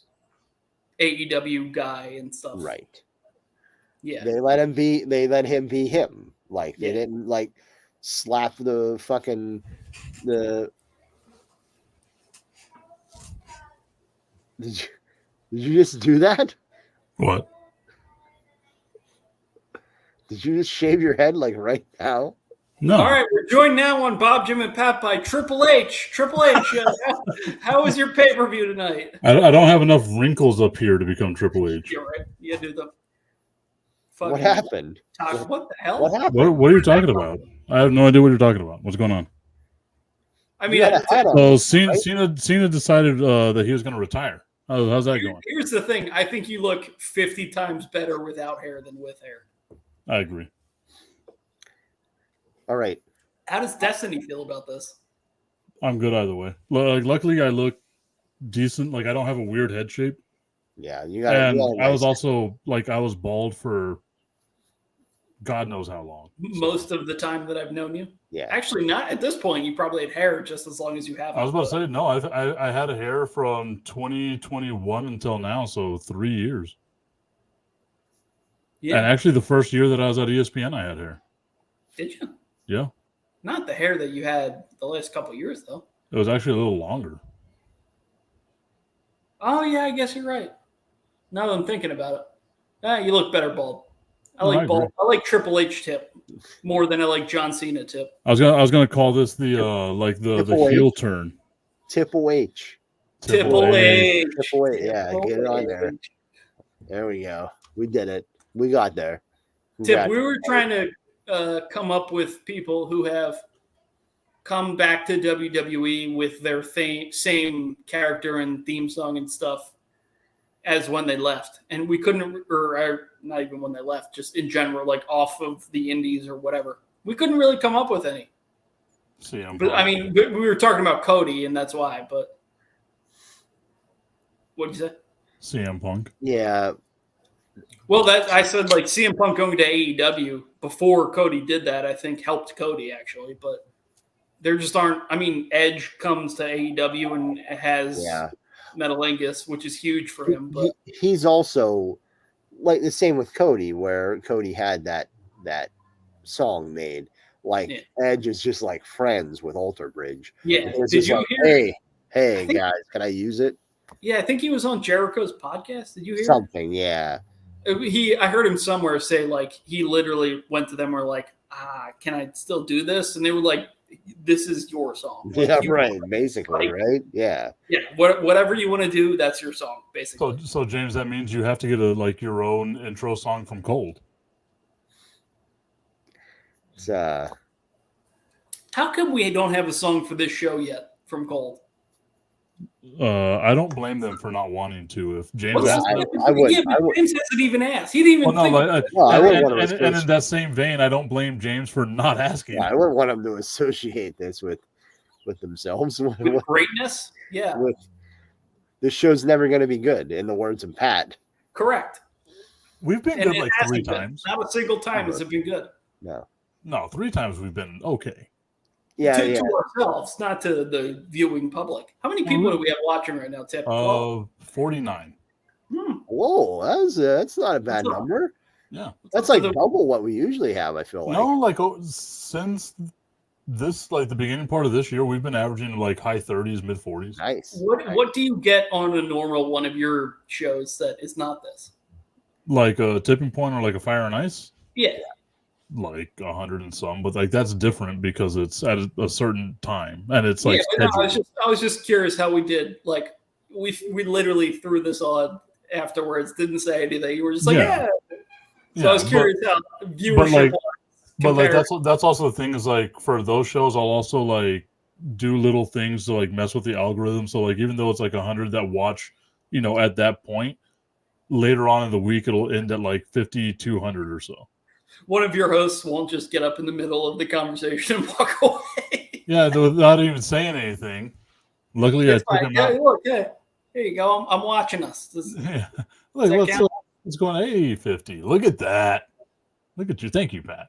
And it's crazy because the majority of them are on Twitter or X. Really? Yeah. I mean, I guess it makes sense. People scrolling. It does. But the fact that like someone commented on Twitch. They did? Yeah. Oh, let's see. Here we go. Yeah, they said this show sucks. And you know what else sucks? Your mom. Whenever I give her $1, she's probably 48 of the viewers. She just opened up 48 tabs. Exactly. She loves it. What are you drinking, pal? Well, I'm glad that you asked because the reason why I was going to bring this particular drink is because it's kind of the way that I thought. God damn. Wait till James is back at least. Okay. Jesus Christ. Ruined my momentum, guys. I'll ask you again, but I'll do it more camp. People probably thought that was staged. Of the 49 of you, did you think that was staged? Because I promise it wasn't. Because I keep trying to get Tip to send us product, but he won't. So I finally got an email back, and the reason why is they don't have a distributor in the Northeast. It is strictly in like 4 or 5 states right now. And like because of the way Texas is, we cannot and obviously there's like shipping laws and stuff like that. I did this is probably an off-air thing, but I'm very open on air with a lot of the stuff. I did. It's legal. It's fine. Well, then I cannot say it right now. But it's already in the past, right? Like it was 2 years ago. You looked into illegally shipping us alcohol? No, I tried, and I'm glad that I did. I don't know why you guys don't. Whenever I had that sponsorship from Sun City Distillery, oh yeah, I had wrapped up some stuff. The feds came down on you. Hey James. It's nice to see you. We're gonna eject Ocito from the conversation me and Tip are having for legal reasons. But also, I have a question for you, Michael. What are you drinking on this fine occasion? Well, I'm glad that you asked me, Pat, because I wanted to say that this was exactly how I felt that the Money in the Bank pay-per-view went. I think that it was absolutely elite, just like Elite 8 Light Lager.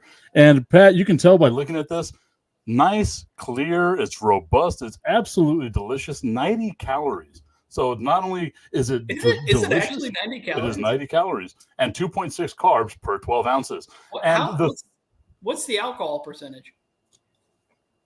I think it's at like 4. Yeah, 4. 4-ish? Yeah. Yeah. Sorry, you were saying something about the hops or whatever. I mean, it was made painstakingly by former Dallas Cowboys quarterback, Hall of Famer Troy Aikman, ESPN's own football analyst, Troy Aikman. Say something about that, I dare. Me and James's good buddy Troy, but what do you mean painstakingly? Like, was he in there like grinding hops? Yeah. No, he has been a part of every single one of the processes in making sure that the beer comes out to his standard, a 3-time Super Bowl winning standard. Yeah. Troy Aikman, an amazing beer. Pick it up at all specs and Albertsons as long as you're in Texas and 4 other states. And it's absolutely amazing. James Total and I are not in Connecticut. Well, you missed. Tip said there's not a distributor here, so like they can't get us product. So we got to work on getting. This is the worst thing ever for me because I have to work on getting a Cowboy beer global. But we need to get Troy Aikman's beer in Connecticut. Well, I wouldn't say that it's a Cowboy beer. Like, it's Troy Aikman's beer. Your good friend and co-worker, Troy Aikman. That's if anywhere needs it, it's Connecticut, the home of ESPN, where Troy Aikman currently calls Monday Night Football and does a great job. I really like them. I think they do a great job. Troy and Joe Buck, great job. Good job, Troy and Joe. Honestly, the best team. And dude, I'm so curious. I'm so curious how Tom Brady's going to do as a. I think he's going to try too hard at the beginning, and then I think it'll get okay. I don't think he's going to be as good as Greg Olsen. I agree.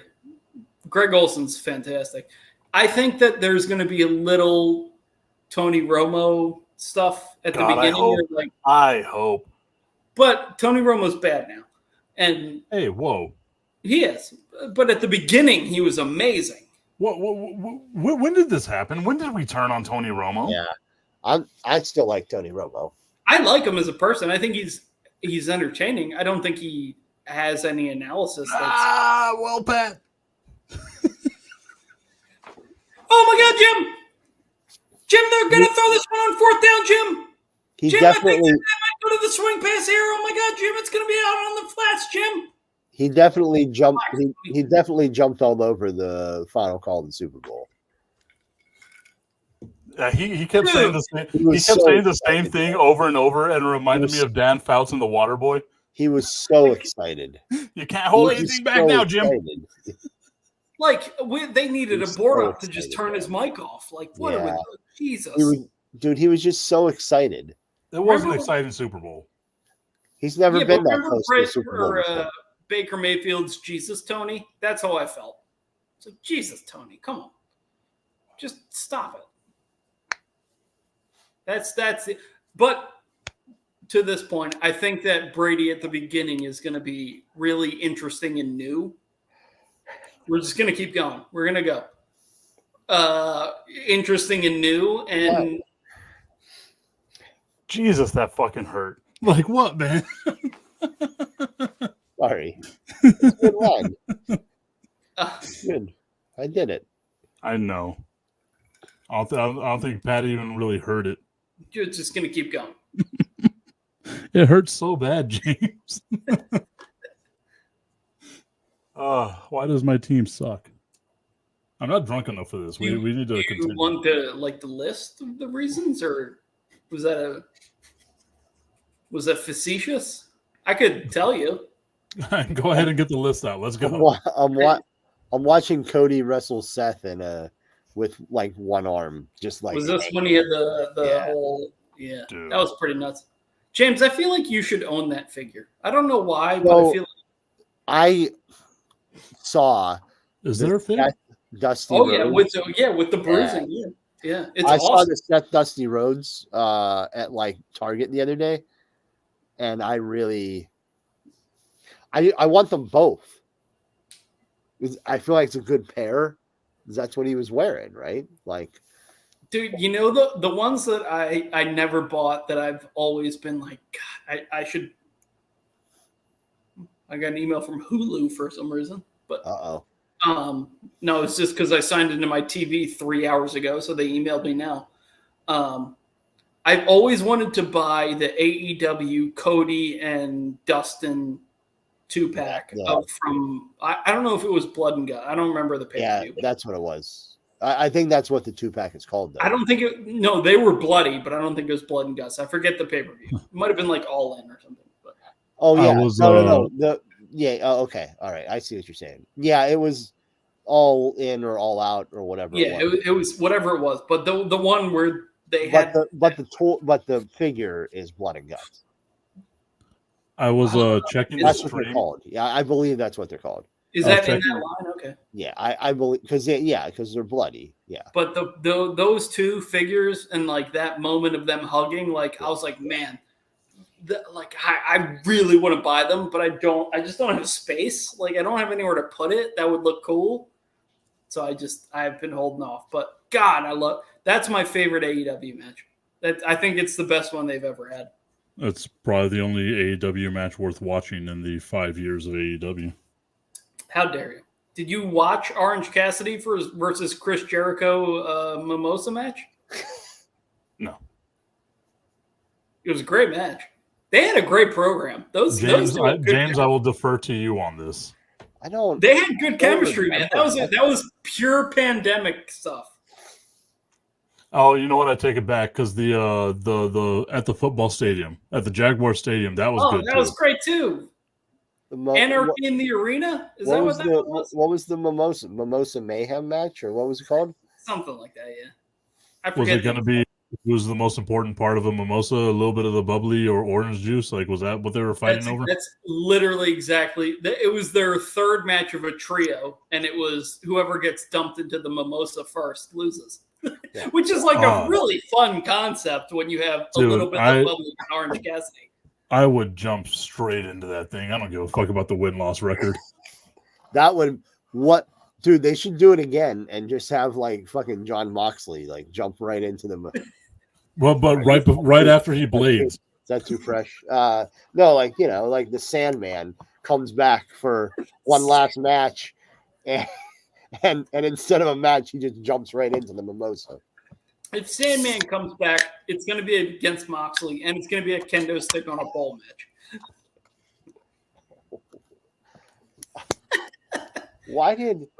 If you remember, the Jericho Orange Cassidy thing was where they did the press conference, like the fake like presidential debate thing, and Jericho gives an answer, and then they cut to Orange Cassidy, and he does like the thing from Old School, where that Will Ferrell. Do you remember Old School? Yeah, where he gives like a really elaborate answer about the thing. And it cuts over to Orange Cassidy. He gives like a really 30-second elaborate answer, and Jericho's like, and everyone's like, and it was super funny, man. That was so great. That was a great angle. What happened to Triple H? I don't know. Triple H got murdered. Oh God. Did.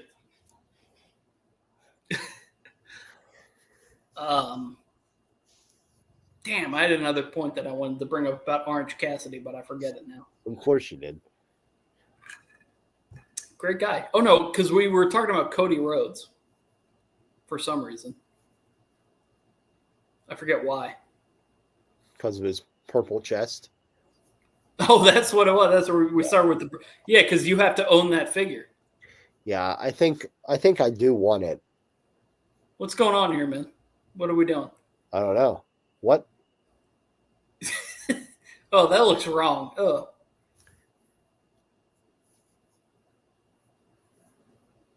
You need to get that, but Hollywood. You know, you have to have a Hulk Hogan version of that. Well, this doesn't make it, though, so. Well, you got to find one. No, these are the only headbands that I'll ever wear. They don't slide. They don't slide off my head. Like I've been wearing headbands for a while now, and these literally do not slide off my head, and it's amazing. All right, fair. Like I have a Chiefs one. I was super excited about it. Mahomes wears the one with the Chiefs logo, and I bought one from whatever NFL shop or whatever, and it will not stay on my head. I bet you guys look like twins. Yeah, pretty much. But that's what I mean. Like I like to wear headbands. Like I wear them all the time. I had a brief era as a child where I wore the NBA sweatband. Oh yeah. I actually had a hairline that came to here, so it kind of made sense. No. Like the image would look insane now, but Tip's gonna have to turn his camera off again. He almost killed him. Jesus, man. I made Elite 8 shoot out of Tip's nose. That was an accomplishment. It didn't burn as bad as it normally as other beers would. That's what makes it so elite. So I wanted to ask you about Elite 8 because James and I obviously have not had any because never will probably. All right, they go ahead. won't send us product to the cowards. We can say that, you can't. Sorry, I just saw when I said that Tip like internally was just like. You know what you could do, Tipton? One of the few things, like, you can talk about my dog, you can talk about my mom, but don't you dare talk about Elite. I said it, and I watched your face like change when I said that. You know what you could do? Just pack an extra suitcase. Just that's what I'm gonna do. Yeah, that's what I'm gonna do. Bring it with you. Yeah. So I was emailing them actually earlier today, and they're gonna give me like a couple of hats, a couple of glasses, like what I already have, so that way I can take it over to you guys, and we can have ourselves an Elite 8 party. Let's go. Well, I'm ready. after question, we drink a bunch of Gonsters. Yeah, Gonsters first. Ahead of ourselves. Yeah, I mean, we obviously have to have the Gonsters to have the energy to the stamina to last the entire night. Yeah, not all of us are 27-minute kickoff. But my question was, you've been a man who's had quite a few beers in your life. What beer is it like the most similar to that most people have drank? Like taste-wise? Bud Light? No, I think I'd go more. It doesn't even look like a Bud. It looks like darker than a Bud Light, so it doesn't. I guess for me the best comp would be like. It doesn't have to be dead on, but in the ballpark, you know.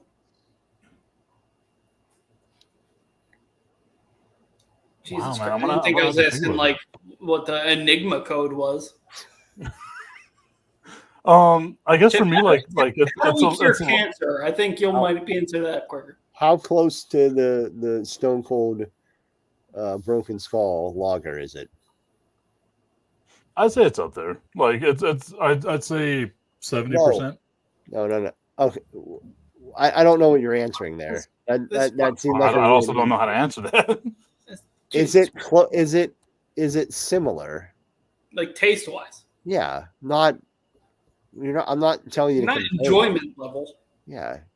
Fucking guy, Tipton James. Jesus. Yeah, I would say like if the Broken Skull Lager was like a light beer, then yes, it would be around that.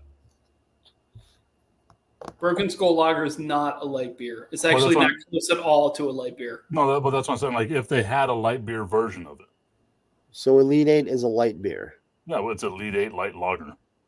So it's like Bud Light. No, I'd say for me, because like I don't like Bud Light, I'd say it's more along the lines of like a Miller Lite, but more enjoyable. Okay. Because like I love a Miller Lite, but like given the choice, I would take this one all day. Like it's about that same level, but to me, just like slightly above what a Miller Lite would be. Is it a good session beer? Oh, 100%. A what? What's like that? Session. You just sit there, sip it. A session beer? What's that mean? Like you could drink 8. Like 8. Yeah. No pun intended. That's what makes it so elite. Like, is it a great day for 8? Yeah, no. They should take that and use that in their marketing. Oh, 100% they should. I'm surprised they haven't. But like for me, yeah, like given the choice, like if I could just have a beer and drink it, all day long, it's gonna be Yingling and Elite 8, and then maybe like Miller, right? Like those would be my top 3. Yeah, I like Corona Light is one for me that I could like just drink all day long. Like, you know what, that I think, because I was thinking about that. Like I want to go. That's like such a different flavor of beer, but yeah, like the lightness that like Corona Light has, but without like the lemony type flavor to it, would be what I would compare like Elite 8 to. Okay, that kind of makes sense. So, have you ever had Yingling Flight? I haven't. I see it all the time, and like I want to get it, but then it's right next to regular Yingling, and I'm like, yeah, I don't love Yingling Flight because I just compare it to regular Yingling, but I feel like that might be more what you're talking about. Like it's in that sort of vein. So I'll try it out. I'll try it out, and I'll let you know. I feel like that's kind of what you're talking about. Like you could drink like 12 of them and be like, yeah, that's cool, but also it's not like super heavy. Yeah, I really do. I'm so interested. I've been so interested for a while, but Well, and that was the thing, like where I got a little like disappointed because, and I feel fine saying this because it's been so long. But whenever I was trying to send you all the liquor, right, like the Yeah. rum, the whiskey, and then the Yeah, vodka. that was God years ago at this point. Yeah, that was the last time I tried to use like any type of shipping because I don't do a lot of shipping. Like I get stuff sent to me, I don't send a bunch of stuff out, and I had like reached out to FedEx and I was like, okay, well, maybe I can try to like package some of this Elite 8 and we can do this. And I am on a list that doesn't allow me to send stuff. And it's because of a package I tried to send y'all that had 4 bottles of alcohol in it. Nice. Along with some can openers and things like that we had from our friends over at Three Missions Brewery. But for legal reasons, that's not where the alcohol came from. No, it wasn't from them. And then the distillery that did it is closed now, so I'm fine. Sad. It's El Paso. You got to have a lot of DBAs, apparently. It's so weird doing business as. Like the liquor and beer and stuff, like shipping laws are so weird. I just ordered a bottle of gin from Europe, and that's fine. Like that was totally no problems at all. Well, yeah, not only that, I ordered it to New Jersey, where I'm not in, and that was fine. But getting something from Texas to Connecticut in the U.S. off limits. Well, and that was a thing that I had told like FedEx. I was like, look, I in like the pandemic, right, like peak pandemic, I was like, I'm going to subscribe to like this bourbon thing, and I was getting like bourbon once a month and like all this other stuff, and it was perfectly fine to come from like Kentucky to Texas. But they're like, no. The law is like from Texas, you cannot send out. That's so. And I was like, it's Texas, dude. I mean, look at our fucking law. I'm not gonna get into it. This place makes me mad. I've been embarrassed. Anyway, yeah. So like that's the saga. Texas is terrible. So no, I love Texas. I'm just embarrassed at times. It's like whenever your kid misses a wide open layup and they look terrible on form. But like they're good. Like they're good. They just had a bad moment. That's what Texas is going through right now. Yeah, I mean, I don't know if that's exactly right. Like Texas, Jordan and the Wizards missing a dunk. Texas wants to pretend that they're like the Wild West, like gun-toting. I will not allow you to besmirch Texas. Censorship. I mean, he's right. This is what the problem with Texas. Yeah. This is what Texas. He's in Texas. He thinks that's okay. Yeah. Texas is pretending like they're like this like outlaw state that could like run itself if they wanted to secede, but they have the strictest laws in the country on literally everything. Like it's unbelievable. Hey, how's your sports gambling going out there, Tip? Yeah. Fuck you. Tip, how's porn?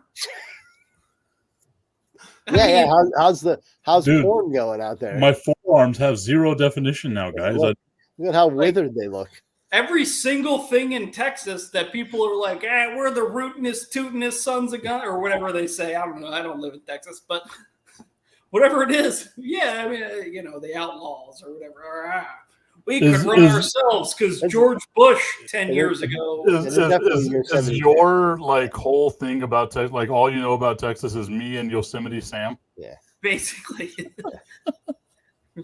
We're going to keep people out of the borders, and also we're going to ban everything under the sun. But also, we could run ourselves, probably, I think, if we succeed. I was actually talking about this with Destiny. How's the energy grid going out there, huh? Oh, God. We are the only state with our own energy grid, so that's good. How's it going? In El Paso, fine, because we don't work off that one. We have our own. Yeah. How would that energy grid be if you seceded from the U.S. and all of a sudden everything was cut off? If Ted Cruz was in charge, it would probably not work at all. What happens if it gets like a little cold? Yeah. Like just a little bit chilly. You know what? I'll hit you guys with what happens when it gets hot. What happens if it goes to 31 in Texas? What happens to the state? Well, in our defense, that happens in El Paso every winter at night. Now, if like there's literally like every day. If there's like 3 inches more rain than normal, how's Texas doing? Great. We would actually have crops. It's crazy how that would work. Got it. Yeah. We would have more than cotton. I feel terrible for the city of Houston, obviously, but also, I mean, I don't think Texas is exactly as well off as they pretend they are.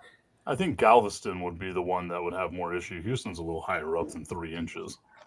Houston had like massive flooding problems like not that long ago. Well, like that was because of that hurricane that J.J. Watt was saving everybody from. Thank God for J.J. Watt, by the way. Yeah, for sure. But you don't want the money from the U.S. government to help out in that relief and stuff? No? You're good on your own? You think that your import and exports in Texas are that good? We do have the 13th largest GDP in the world. So why is that? Because we're Texas. Gross domestic product. On your own, you think that's because of James? I got you, buddy. We're having like our own side conversation. Yeah, I don't know what's happening, but we're good. It's all good. Me and Tip are just talking Texas politics, and James is, I don't know. That should show you guys my ability to like multitask right there. Have a conversation with Pat about it once, so I just wanted to test it. Twice. We did it once. Yeah, that's what I mean. You did it once, and then I just needed to see if you were paying attention enough to. What did I miss? I gave out acronyms, and I had to explain what they were. Oh. Okay. I don't know what that means. But that should show you. That's how smooth it was, is that you didn't even notice while I was also giving out other information. Well, I was really honed in on Texas. Boom. You know how I was able to do that? My Texas education. Is boom an acronym? Are we doing one right now? No. When are we going to get to the abortions? In Texas? Let's do it. When are we going to legalize marijuana in Texas? Fucking never. Yeah. How long are we going to have the death penalty? Longer than everybody else. But Tim, your state's awful. Why do people live there? No state income. There it is. That's the one. Yeah, but they have that in Florida, and they also have all the other stuff for free. Like you can just go do all the other stuff. You know what else we don't have? Like that Florida has a bunch of issues with. You've never heard of anyone say Texas man, have you? No, because no one cares. No one cares. Yeah, we're the second largest population of any of the states in this country. No one cares. No one lives in Texas. Everyone comes here because we have no state income tax. The education system, I will say, is fucking god-awful. And also the worst laws in the country for a state that pretends it's Western. I wouldn't say the worst. You have the worst laws. All the things you just listed were awful. With the good comes the bad. Right? Now you have me defending... All you have is bad. Where's the good? Now you have me defending Greg Abbott, and I don't want to be in this where I'm like, I sound like I'm defending Greg Abbott and fucking Ted Cruz, because I think those two. You're doing it, man. Hate to break it to you, pal. How can Greg Abbott stand for us when he can't stand on his own? Remember earlier we were like, we're not going to do politics here. You're the one doing it. Yeah. You brought me here. It's because your state is stupid. That's true. I think every state is stupid. Yeah, but yours is specifically stupid because you are the ones that always were like, we're going to secede in the rootinest, tootinest way. There we go. Back to Yosemite Sam. All right. Pew pew. We'd have a wall on every border, including the ocean. You know what's funny is that we would make the ocean pay for that wall. Listen, you cannot let the fish into Texas. I agree. The funniest part of that is thinking it's all about steak. If you seceded, that the wall would still be secure. That's the best part of it. Is because it wouldn't. Like as soon as we're not part of the U.S., all of a sudden that shit is not governed by the U.S. So everyone in. Pat, what I would probably tell you is that there are probably the same amount of militia people along the border as there are border patrol. And if we didn't have the federal government guarding them, it would be worse. Like instead, I don't think no. Also, instead of actually detaining people, the people that would be the militia would just be killing people. Yeah. Well, that's Texas. I don't think you understand the amount of people that live in this gigantic state that are there just to try to say, you can't come into my state. right? Yeah, like they look at me as someone that was born and raised here and say, "You don't belong, boy." Like well, that's at that point, that's the problem of the state of Texas. That's the difference. no, Or the but you're saying, country but of Texas. no. Country of Texas, not the state. Your premise was that the border would not be secure. Trust me, it would probably be way too secure. No. No, again, it would be way too secure. Yeah. Okay. So, John Cena, huh? You can't see him. Like, no, you won't be able to see him anymore. So JBL, remember that time that he went down to the border and shot a bunch of Mexicans or something? Have you ever seen?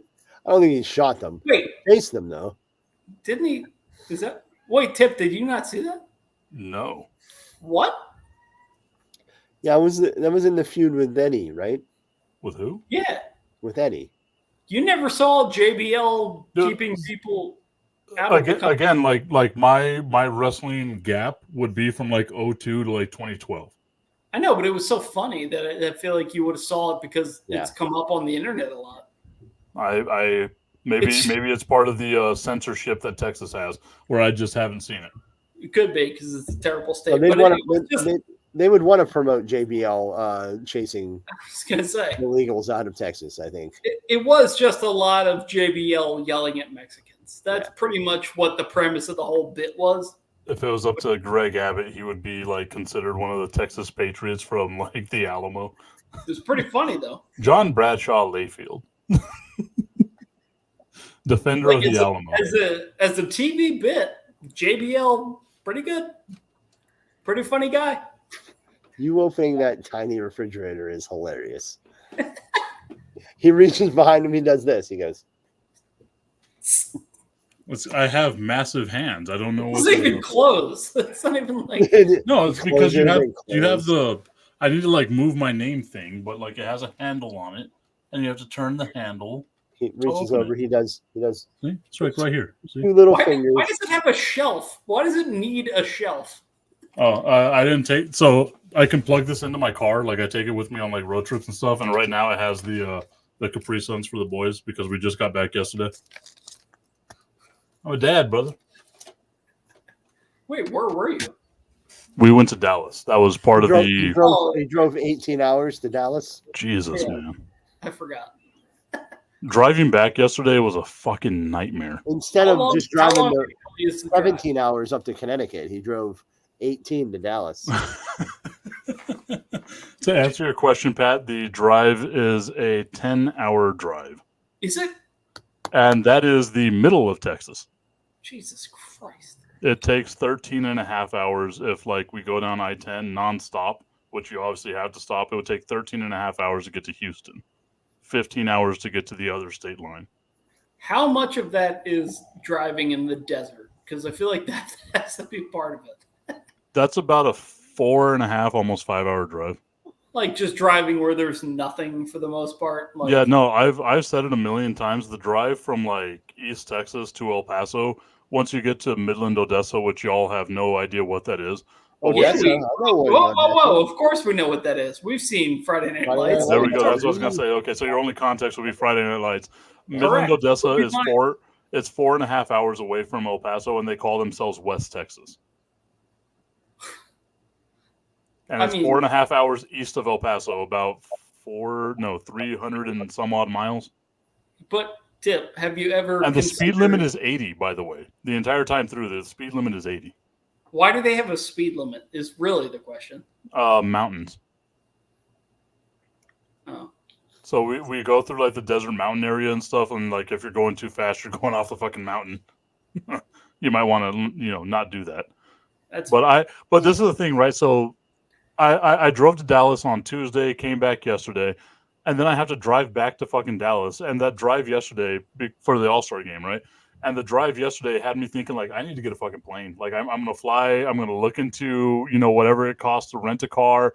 But then I think, like, okay, well, that's going to be more than just driving over to Dallas. But it saves time. And, like, this is the inner battle I have in my head right now. Yeah, I mean, like, gas versus plane, what's the cost difference there? If I got a plane, and obviously I got to rent the car and do all that stuff too. It would be about another $400 more. For 6 to 8 more hours. Yeah. Yeah. And Pretty to me, good. it kind of balances out, because like I can leave here at like 2 o'clock in the morning, get to Dallas at 10 o'clock in the morning, and be fine. Because I'm taking my Mustang. When I drive by myself, I'm taking the Mustang and just fucking going. Like it's that simple. There's gonna be a cop on that road. Like I'm averaging 120. I want to know. I'm not. For legal reasons, you're driving. For legal reasons, I won't. But 80 miles an hour that car goes. But I want to know who the cop is that is on that like highway. Oh, that is dude, nothing. Like, what are they doing? You would be surprised the amount of again. I'm telling you, man, the stuff we have here that are just monitoring those highways. I saw at least a minimum 150 cops from Odessa to El Paso, because they know a lot of the time, like because Odessa's on what's called a plateau, right? So it's just straight fucking land, no hills, no curves, no nothing. Where if you're a guy like me, straight away, let's see how fast this car goes, and we'll keep it there as long as possible. But that's not why speed limits exist. The reason speed limits exist is for like neighborhoods, so they don't run kids over. Not maybe, for empty maybe in Philadelphia. No, for but everywhere. Not in Texas. But for everywhere. Like, no, my point is like speed limits are not for like there's nothing for 50 miles. Like, let's put a speed limit on this in case you like hit a possum. You know how happy I would be if there was nothing. I think you live in a communist state. That's what I'm saying. You know how happy I would be if there was nothing for only 50 miles? Well, but you know what my point is, just like there's empty stretches of straight. That's not what speed limits are for. Speed limits are for like 25 so you don't hit little Jimmy whose ball just ran into the street. It's 160 miles away from the nearest city to El Paso. How much of that is in Texas? I mean, if it's in New Mexico, it's like 45 miles. How much of that is just straight tarmac? Almost none, because of, again, mountains. Oh. Like El Paso is surrounded by mountains. Like the end of the Rocky Mountains comes through this area. So it's a lot of going up and curves and stuff like that. El Paso. The what? How did the Rocky Mountains get all the way to El Paso? Geographic fault lines and stuff like that. That's stupid. Feels like the Rocky Mountains go down through Mexico, dude. I don't know what to tell you. Well, that's dumb. Come on. They go from Alaska through Canada through the United States all the way down through Mexico. James gave up on this conversation like 45 minutes ago. Yeah, I don't give a shit. You're the one prolonging this conversation. I don't know why we're doing this. Texas is great, but it's flawed. Okay. No, Texas is stupid and terrible. No, I love Texas. I tried to move on. You can love it. That doesn't mean it's not dumb. You know what, James? Yeah, the John Cena retirement thing. Like, I didn't think they needed to make that. I thought he could have just wrestled, and we all would have known that it would have been towards the end. It does feel early, right? It feels early. Well, and not only that, like it felt like it sucked the air out of the crowd. It was like such a hot crowd for those first two matches, and then it's like, okay, now here comes John Cena to just shit on everybody's parade. Interesting. I didn't think of it that way. That's a good point. Dude, like I'm telling you, go back and watch it. The crowd's so hot for the men's Money in the Bank, right? And then the next match after that, like they're still, there, because that was Sammy and Ron Breakker.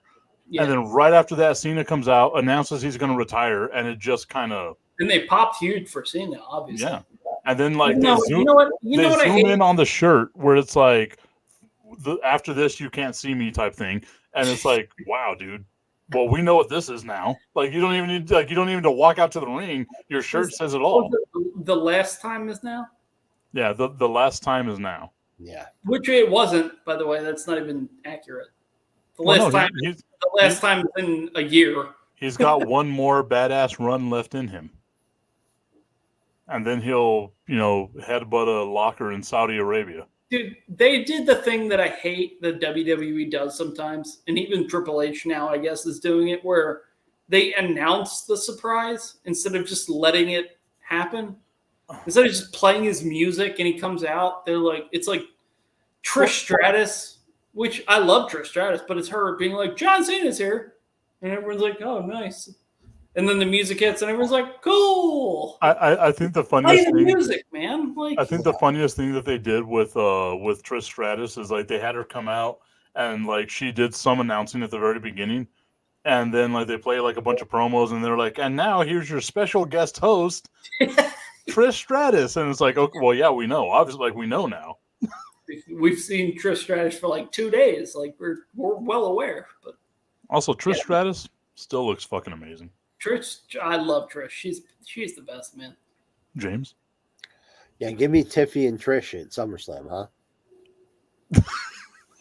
All right, great. Thank you, James. All right, Tip, back to you and me. What did you want there? I just anything. I wanted to involve you. Yeah. You guys you've been rubbing your beard this whole time, and it's a luscious beard. Don't get me wrong, but you've been like you just look defeated and dejected. Like talking about Texas made you sad. Yeah, you just didn't care about Texas politics, doesn't it? I mean, it does. It makes me sad. I feel like it makes everyone sad. But I also feel like that's not like just exclusive to Texas. If Tip had hair, he would have been rubbing it back, but he doesn't. So there was a part of me, and I really wanted to do this just for you guys, where I was just gonna shave this like up here, and I was gonna do the Hulk Hogan skullet thing the whole time. Oh, I thought you were gonna say like Road Warrior, Hawk, or Animal, or whichever. Nah, one. dude. And this. And then this, just like a. So one day I'm gonna show up with this shaved. I shaved my head on I guess it was like last Sunday or whatever, right? And because I was like, you know what, if I'm gonna be out of town, I want to make sure I get a nice tan because I knew I was gonna shave my head, so it's just gonna be a thing, right? And a part of me was like, I just want to leave like the cul-de-sac, and I was gonna dye it blonde. I was gonna trim all this down. That's why I trimmed my beard. I was gonna trim this down and just leave the Hulk Hogan stash here. And then I was like, I'm not gonna go on vacation and take pictures looking like that. like it's not gonna be a thing. Dude, I've been like so strongly considering just shaving everything recently. It's crazy. You should. I think you got a good shaped head. I mean, I'm going to at some point. The problem, except for like how flat it is up here, but I mean it's. Well, the problem is this is so strong still that like it's gonna be annoying to just have to keep shaving. Trust me, I know. But are you gonna be fine with that being strong? Like James doesn't have this problem. No, James has too much. James has hair growing out of his beard so strong that he doesn't care about anything else. Like, I don't think that's what you were gonna say. I feel like you're gonna be like, James has hair growing out of his hair. Well, I was gonna. Never mind. I censored myself. How hairy is your chest, James? Yeah. Yes, your chest, James. How hairy is your chest? I mean, there's hair there. I don't know. Your chest. Oh, you mean my balls? Bingo. I you said it, not me. I said his chest. Normal amount of hairy? That doesn't what's make normal? any sense. James, have you Have looked at you ever seen the Zohan? Have you ever seen you? Not that. Yeah, correct. Yeah, I think I'm looking at me now. So all right. Fucking hot. A scale from Tipton's head to your beard. What are we talking? In the middle. His beard. So like my hair or longer? Have you guys ever seen Harold and Kumar Escape from Guantanamo Bay? Yes. That's the guy James, who played George Bush is great in that movie. That's James's pubic area is Rasta. I don't know what that means. Pat got it. Hold on. Oh man. What a reference. What an unreal random reference by you. I'm good for those once in a while, buddy. Why did you decide to shave your head today, I think? Because like I said, I shaved it last Sunday. It was just one of those things where that's a week's worth of not having hair? Well, like I reshaved it today. Oh, okay. Like this morning. Yeah. But why did you decide like now's the time? It's just one of even whenever I shaved in Connecticut, dude, like I get tired of having hair. because like it gets over your ears. You got to pay for hair, like all that stuff. And I was like, you know what? I haven't been bald in a while. Currently there, by the way, like the back of my head's annoying, but like this is fine. But I'm like, ugh. You're also on a show with James, who has hair just flowing everywhere. Beautiful locks Yeah, but of hair. he wants it. He's gonna dye his hair blue or something. So I thought it was blonde. Yeah, no. He said he wanted. Yeah. I thought you said you wanted to do blue. I was thinking about it, but then I didn't. So James kind of right now looks like the disciple. yeah, a little bit. Yeah, it's true. We have to get you an NWO shirt with lightning on it. He's even got the Hulk Hogan shirt. Sure. With so much more hair than Hulk Hogan. And that was NWO, right? Immortal was NWO Hogan? No, he's always been the immortal Hulk Hogan. No, but that shirt, though. No, I think Immortal was TNA Hogan, right? I thought that's whenever he came back. Like he came back to the WWE. WCW. I don't know. No, I don't think so. Not WCW. Really? That's what I thought. Like, I think whenever they introduced him, like whenever he had the thing with The Rock, he was the immortal Hulk Hogan.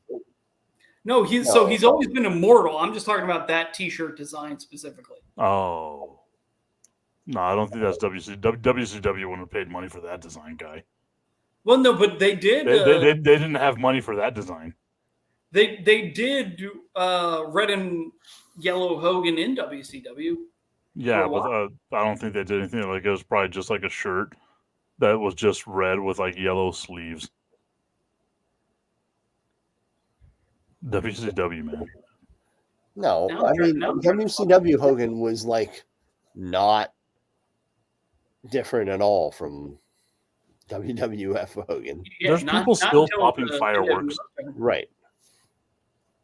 There are people outside my house popping fireworks right now. Nice. We didn't like the fireworks on the 4th at my house, but it's concerning because we have a fireworks ban in El Paso because it doesn't rain here. Of course you do.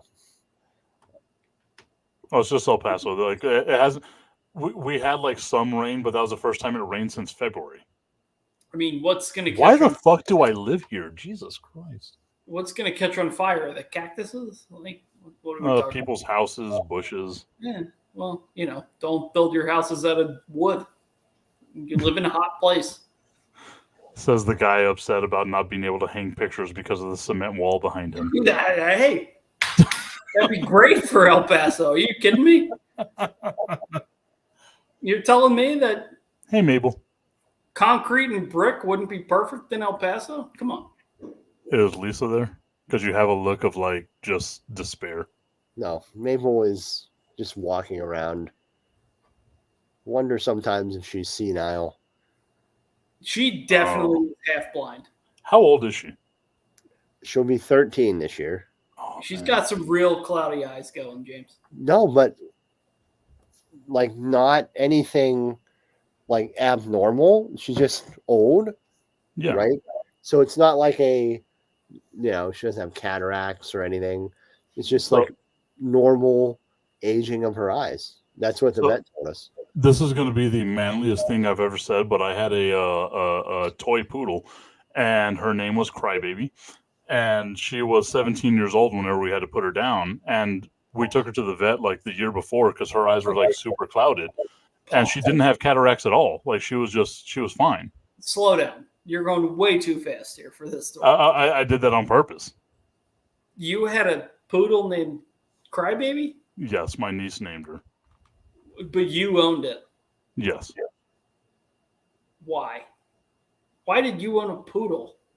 Well, it was a toy poodle, so it wasn't like a full size. Like it was a little itty bitty poodle. She used to fit in my hand whenever she was a baby.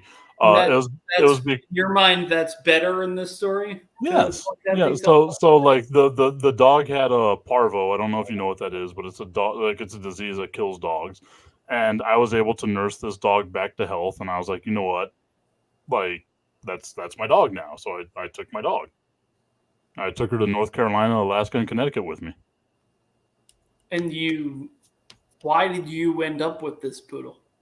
Because my parents were going to put her down if I had left her there. So your parents owned the poodle?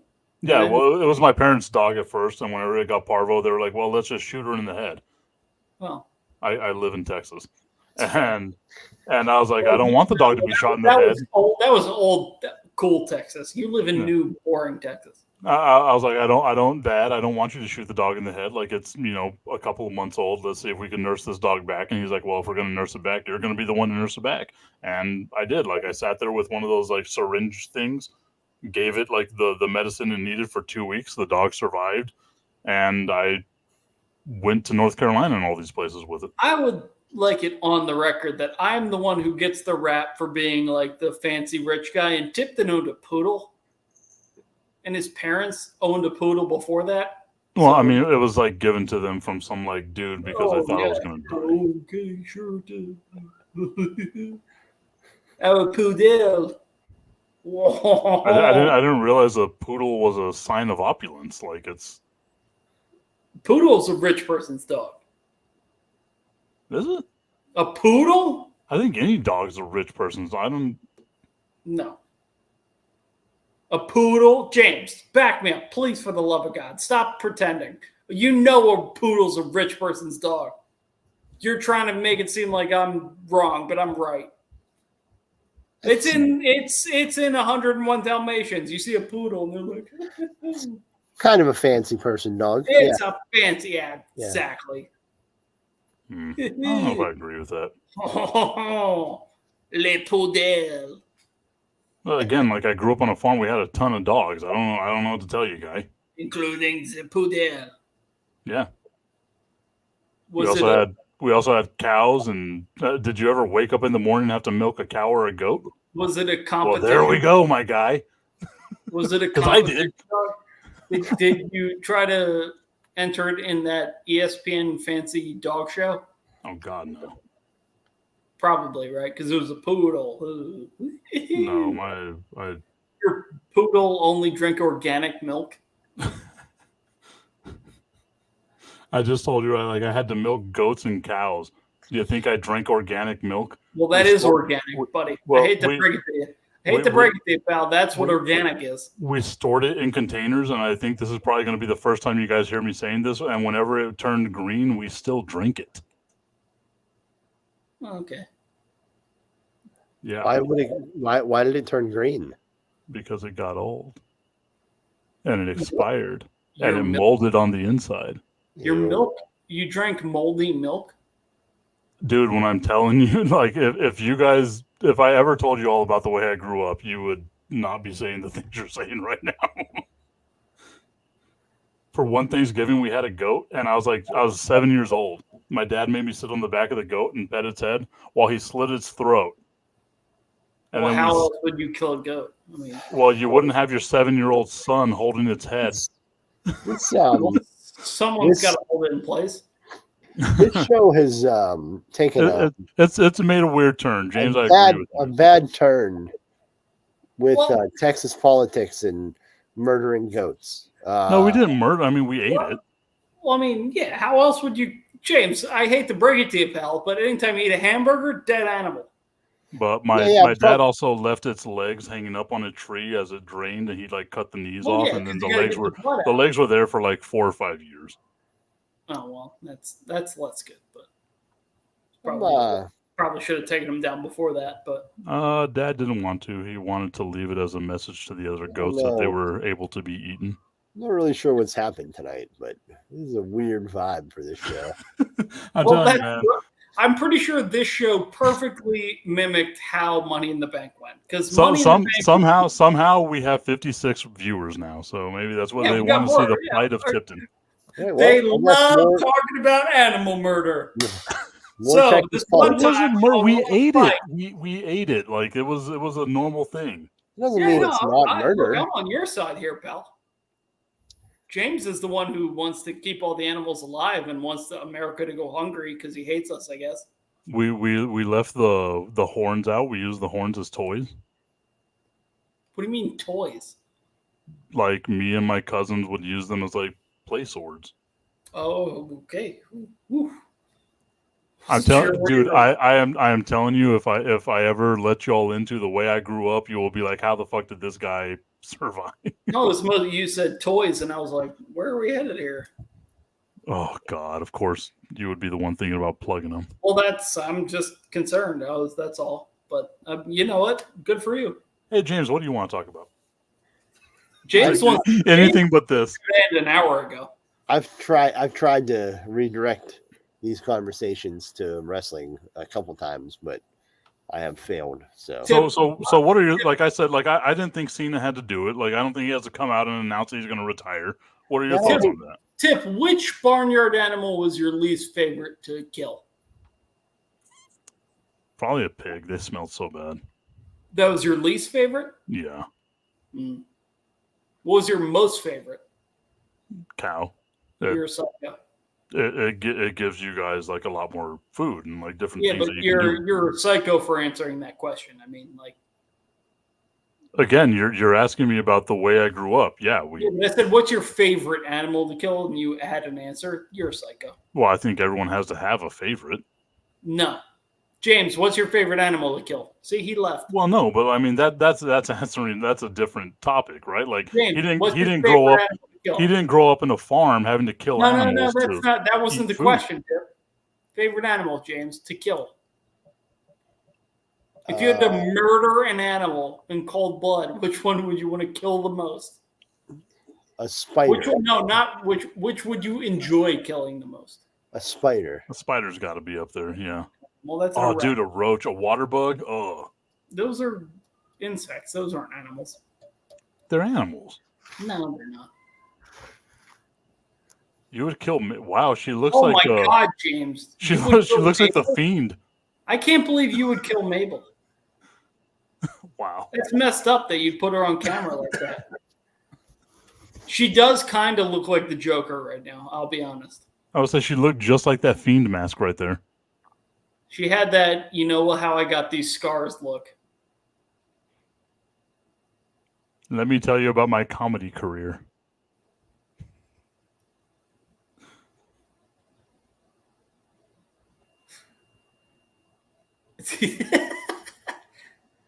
She's panting. Why is she panting? I don't know. Like, she just ran a marathon. No. I ran over a squirrel on a bike once. Does that count? So that's your favorite animal to murder? That's not what I said. I just said I did. No, he said he ran over a squirrel. He was happy about it. Yeah, the fact that you would divulge that type of information, yeah. Well, I mean, I'm just being honest here. This is an honesty circle. I hit a squirrel on Seymour Johnson once, James, and like I almost fucking lost my shit because I was like, I just killed a fucking squirrel, and Destiny's like, it was a squirrel. A deer hit my mom's car once. That was pretty funny. I mean, I wasn't in the car, so I only saw the aftermath, but the aftermath was hilarious because it was just a dent and then deer poop. Like, are there a lot of deer in Philadelphia?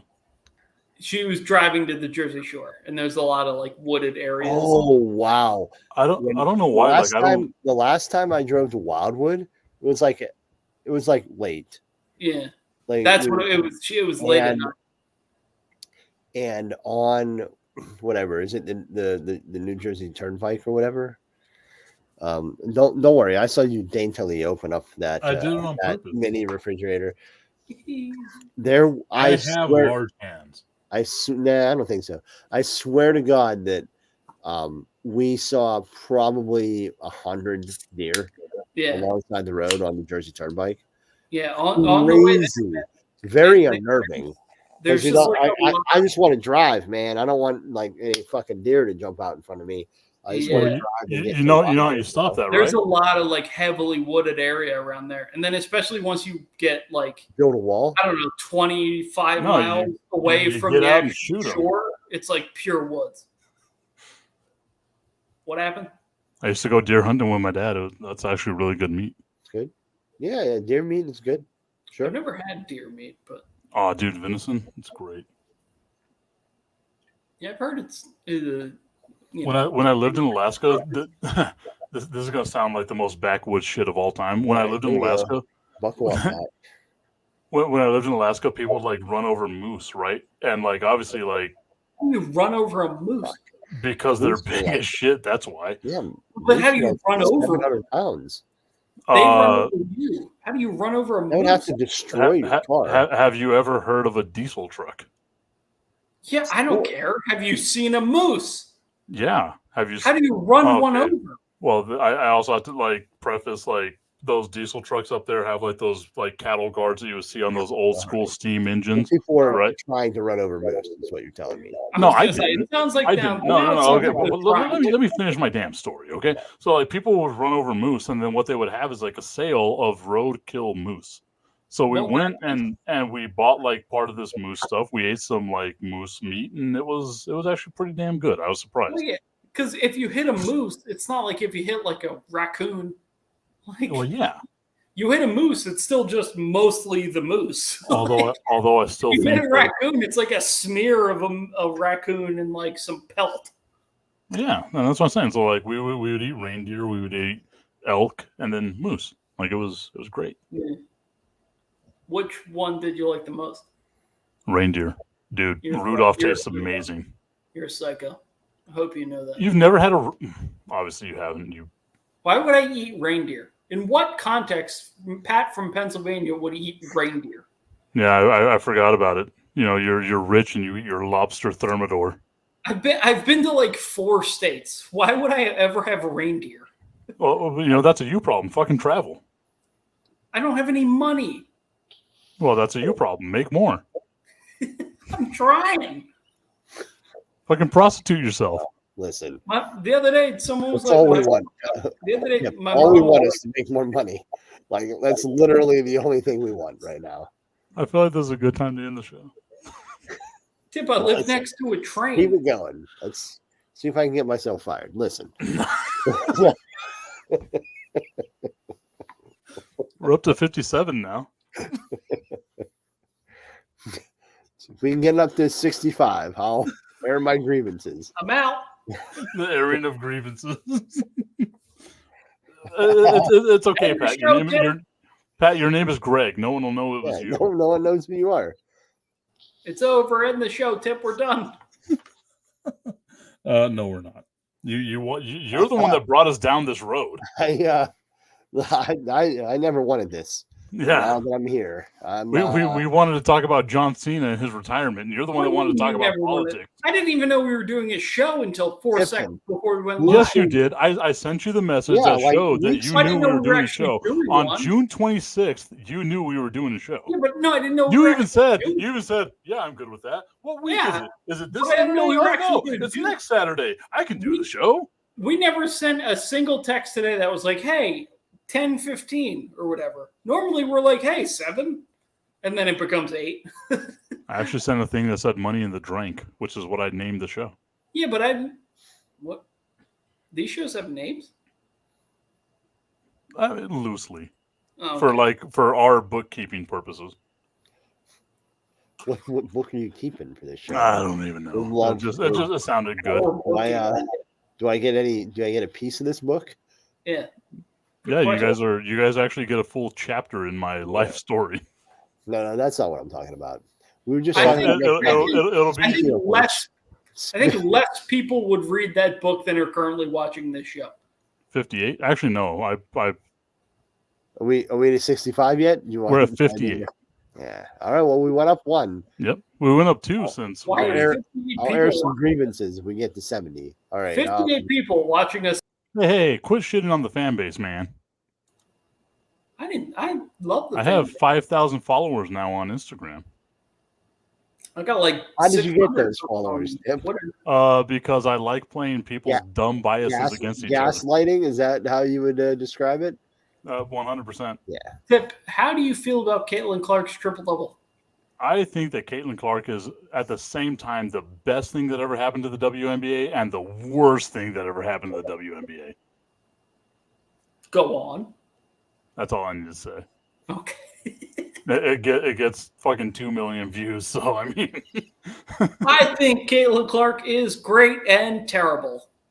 Cut. I've also been called white and racist. It's weird. I've also been called the N-word. So. Well, I think all those things kind of apply, I guess. This is a weird country, man. Oh no, it's just your state, pal. No. Most of the views I get You come know from the like, other thing about Texas? I think Instagram's banned in Texas, so he's probably not getting the. True, yeah. It's a good point. Tip, He's only, do you guys even have running water down there? he's only allowed to post about. He's only allowed to post pictures of guns. bald eagles with guns. So only pictures of the Texas flag and Mockingbirds. No, not the Confederate flag. Oh, whoa. Tattooed on an eagle. Just the With Texas shooting flag. guns Yeah, just the Texas flag. at illegals. No, Yeah. so we've got to go full Texas, right? It would be a picture of the Texas flag with a blue bonnet, a pecan tree, and a mockingbird. A pecan tree. That's the state tree. Nobody knows about that shit. Yeah, All they know about is No. It's not about y'all. I'm pretty positive that if Texas seceded from the Union, their logo would be literally the one that you have for this show. I mean, I kind of dig it. I think that's, except for just the tip. That's the only part they'd take off. No, Everything I think they Yeah, they definitely there. They're not allowed to put anything. Like there's no tip or the Yeah. entire thing, or they just eliminate all of those things. But in Texas, very, the home of the missionary position. very tiny, Only tiny it would say print. only for procreation. Yeah, they'd have everything here is banned. We can only have sex once a week. Strictly for procreation. I fucking hate this place, and I love it at the same. It's a nightmare. I feel like you have, what's the thing where like the prisoner loves? Stockholm syndrome. Yes. Yeah, that's what you have for Texas. Yes, I agree. You're like, oh, I love it here, and then we say all the things that are terrible about it, and you're like, eh. No.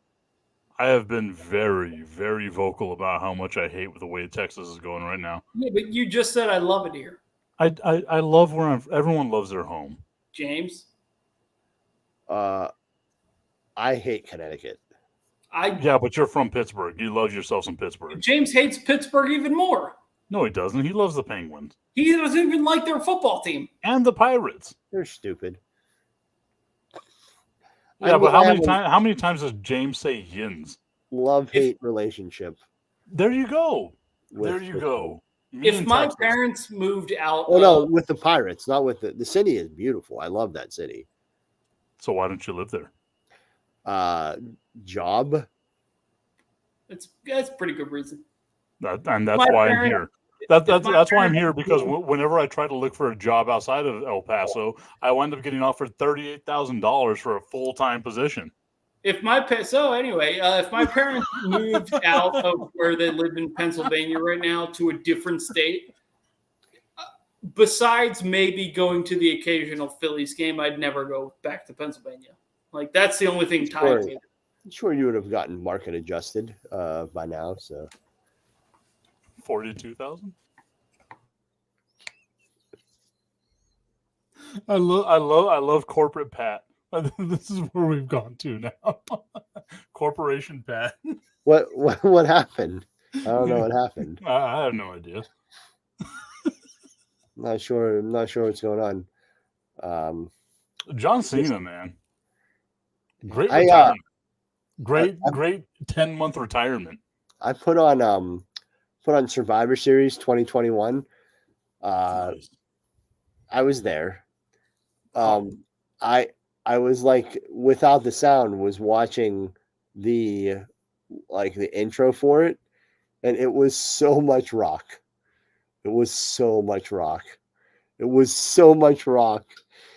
And everyone wondered why we expected The Rock to show up in Survivor Series. Oh yeah. Because isn't that the thing? They're like, it's the 20th anniversary or whatever of like the Rock's debut and all that, and then they had what's that? What was that movie? Red Notice or something? Oh, the one with the egg, right? Yeah, and that was like the gift to Vince McMahon. So like so like at the beginning it was like, you know, Roman Reigns and Big E and Seth Rollins and then The Rock, but just in Red Notice in this movie though. And then they showed Ryan Reynolds, but like, man, Vince was just he was pulling one over on everybody. Is that where like we all turned on Vince? Because like we always were like, yeah, Vince does Vince stuff, but now it's like, okay, you promised us the Rock. Like there was so much Rock stuff, and then all of a sudden, the surprise you get is this weird egg thing that I think you got from Austin Theory. Yeah, it was Austin Theory that started the whole Austin Theory thing. You could have had like an Uso give it to you, and like at least it's like tangentially related to the Rock. Like what the hell is up with this? Did Pat leave like for good? Well, he changed his name to I Love My Job, and I think he went to go get something to drink. I think he had to get himself a little sloppy toppy. Pat and I went to the SmackDown before this. We're up at 60, by the way. What? Oh, nice. 60. Oh well. We're maybe everyone heard. We were at the SmackDown. The SmackDown before this show, which was in Brooklyn, was in Hartford, and Pat and I were there, and it was fucking terrible. It was one of the worst shows I've ever been to. It was at the SmackDown. Oh, that's right. Like you guys were sending messages, and it sucked. Yeah. And like, didn't you say something like the crowd was booing like the whole time or something? Like it was bad. Like it was that bad. First of all, it was just really boring. It was really, really boring. The stage was like halfway into the arena because there was nobody there. Nobody was over. Like they had no star power at all at that point. Like Roman was no. The star power was there. I just watched Becky and Charlotte like open the show. But at that point, like WWE wasn't cool. And like it's cool now. It wasn't cool then. AEW was cool. And so was AEW ever cool? What? So was AEW ever cool? Like you're the AEW propagandist? For the first 2.5 years, probably. Because it was new. But that SmackDown, like the only thing that mattered was Roman came out, but he didn't do any. He just like came out to, I think, beat down like Xavier Woods or something. Yeah, the New Day. Yeah. Oh, was that King Xavier? Yeah. Yeah. They destroyed his crown. The best thing that happened on the whole show was the dark match after, when it was Bloodline, which I don't think they were calling themselves that at that point, versus New Day and Drew. And that was where like Paul Heyman gets all fired up and rips off his jacket and slams it on the desk and like gets a huge pop. That was the biggest pop of the night, was like for this dark match and that clip still pops up from time to time. You see Paul Heyman doing that. But yeah, that show was so bad. I was like, man, the WWE's in a bad place right now. James, I think you had shared a thing where it was like, all the like going through the dark times of the WWE from like 2016 to like roughly 2023, 2022, maybe. Yeah, right? Pretty much until after the pandemic. I mean, WWE pandemic was so bad. Yeah, it's hard to judge during the pandemic like how good things actually were or weren't, because it's such a weird time. But Destiny, now we're talking about that, like how shitty it had to be for Drew to win the World Heavyweight Championship at WrestleMania in front of nobody. He talked about it. He talked about it in like one of those like 24/7 type things. Yeah. It was. I watched myself win the world title sitting on my couch. Like. That's right too, because everything was pre-taped. Yeah, I forgot about that part of it. Yeah, it's weird. Like it was also like the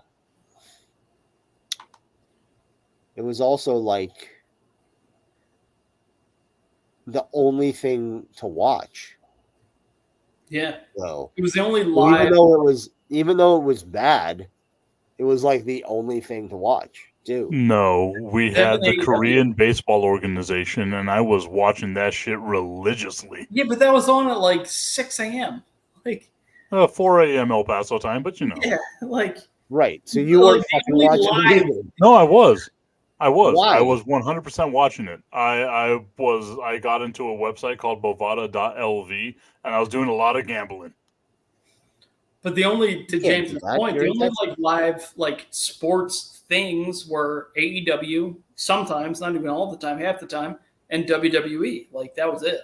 God, you remember how shitty it was? Like you would see them behind like the plexiglass, and they'd be like banging on it, and you'd have like the perfect 10 randomly out there just by himself, like, "Yay, guys!" Even worse, like before they got to the having like, you know, the NXT trainees coming out or whatever, was when it was completely empty. 316 day was Well, like that was the first one though. Yep. that was days into the pandemic, literally, like days into it. Day, Five. yeah. Five. That was like wasn't it? day. I thought everything was like March I think it was 11th. like March 12th or something. Was when With it was official. when Rudy Gobert was touching microphones. Yeah. Yeah. And then all of a sudden 316 day and like the arena's empty and they're in full sale. Like that was the weirdest time. When like you got Bailey going out there doing matches and then like you see like videos of them like locking up and stuff and then it cuts the commercial and then they just like stop. God, They're just like talking to each other and then the commercials coming back and they lock back up. You've got to give it to them though, because like they were the only ones out there still doing shit, right? Like imagine how awkward, because everything in wrestling is about the fans, like how the fans react to stuff, and then you're out there in the middle of just nothing. Jericho. So actually all of the Jericho Orange Cassidy feud happened during the pandemic, and Jericho's talked about that on shows and stuff where like Orange Cassidy would be like, "Hey man, how do you think that went?" And Jericho's like, "No idea. I don't know. Like, I think it was good, but like, there's no fans, so I don't know." Which is crazy. What a crazy time. What a crazy time in the world. What a crazy time for radio. Like Weird. the things we had to do in radio just to Dude, like get shows was nuts. I don't know if I ever told you all this, but like, so iHeart had a massive like reduction in force the like 2 months before. Well, the hell? James left. I didn't know how long he was going to be gone because he didn't say anything. And I see he just went to grab his phone, which is an alert from ESPN letting you know that LeBron James is playing under the full max contract he could have played ever. I got that same alert at the same time. But like with here, like in El Paso, right? Like I can only imagine what it's like for you guys. But like here, I was the only person in a 6,000 square foot building. Jesus. And like I would go in at 7 o'clock in the morning. I would do all my production. I was doing like commercials for like Scranton Wilkes-Barre and like places in like Milwaukee and like other places like that. I was doing like all those commercials. There was a time where like I was even the voice for like iHeart's National Advertise With Us campaign and a bunch of other stuff like that. And I would go into this building. I'd be in this little production room by myself for about 6.5 hours. Then my show would come on air, and I would have like my like little production crew come in. Obviously, they're behind the glass and all this other stuff, but they have to do the show in a mask. I cannot do the show in a mask because I have to be able to, enunciate and do all that other stuff. And that was like the very first part of the pandemic, dude. Yeah. And like iHeart had this reduction in force, so I'm putting in like 16-hour days without getting any overtime from it. And iHeart's thing, and James, you can attest to this, iHeart's thing at the time was like remote. So like if we have a remote thing, like I'm going out to strip clubs on a Friday and Saturday night for Power 102.1 with a mask on and dancers behind glass. And it's just like nobody there and like all this other shit. And it's just like, dude, like the way radio adapted at that time was like the slowest thing that anyone else did. But it was also like one of the only things that was still live all the time. Oh yeah, all like the time. Yeah. Like we never went off the air. We were on the air the whole time through the whole thing. Like, I remember how bad those first like couple of weeks of shows were because it was like dudes with a computer audio, right? Because no one can go into studio. And it was like, dude, like I sat there and I thought to myself, like, I can't complain about shit because I'm not in that situation. The craziest thing is that, like, a lot of the way that ESPN, not a lot of the way, but like a large part of the way that ESPN can function now is because of what happened during the pandemic, where it's like people can't, do Get Up. They can't all be at Seaport. So we got to figure out how to get them on their phones at home.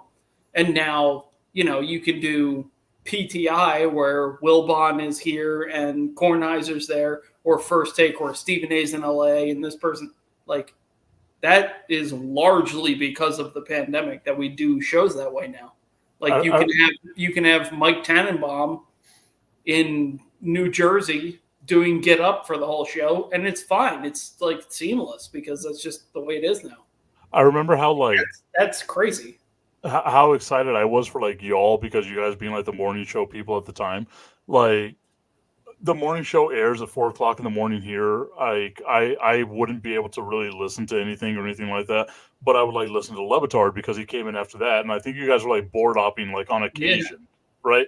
And like I would hear you guys say something because they were really trying to incorporate as many people as they can because they had to. I was talking to someone about that the other day. It's because they went from being able to rely on themselves in Miami to all of a sudden like everything has to run through Bristol because they can't go into their studios. So now, me and James and people are just running their board basically. So they're asking us for stuff, and now we have to jump in on things. Like you guys have no idea, and like I never sent you guys these videos. Like how many times I would like be in the car driving to work, and I would hear you guys on like Levitard. I'd be like recording it, like, oh, this is fucking awesome. Like you guys are doing like all this cool shit, but you guys are on the morning show, which is so much more bigger than, you know what I mean? But that was just like my thing, right? It was like I was able to like listen to you guys at that time because otherwise I wouldn't be able to.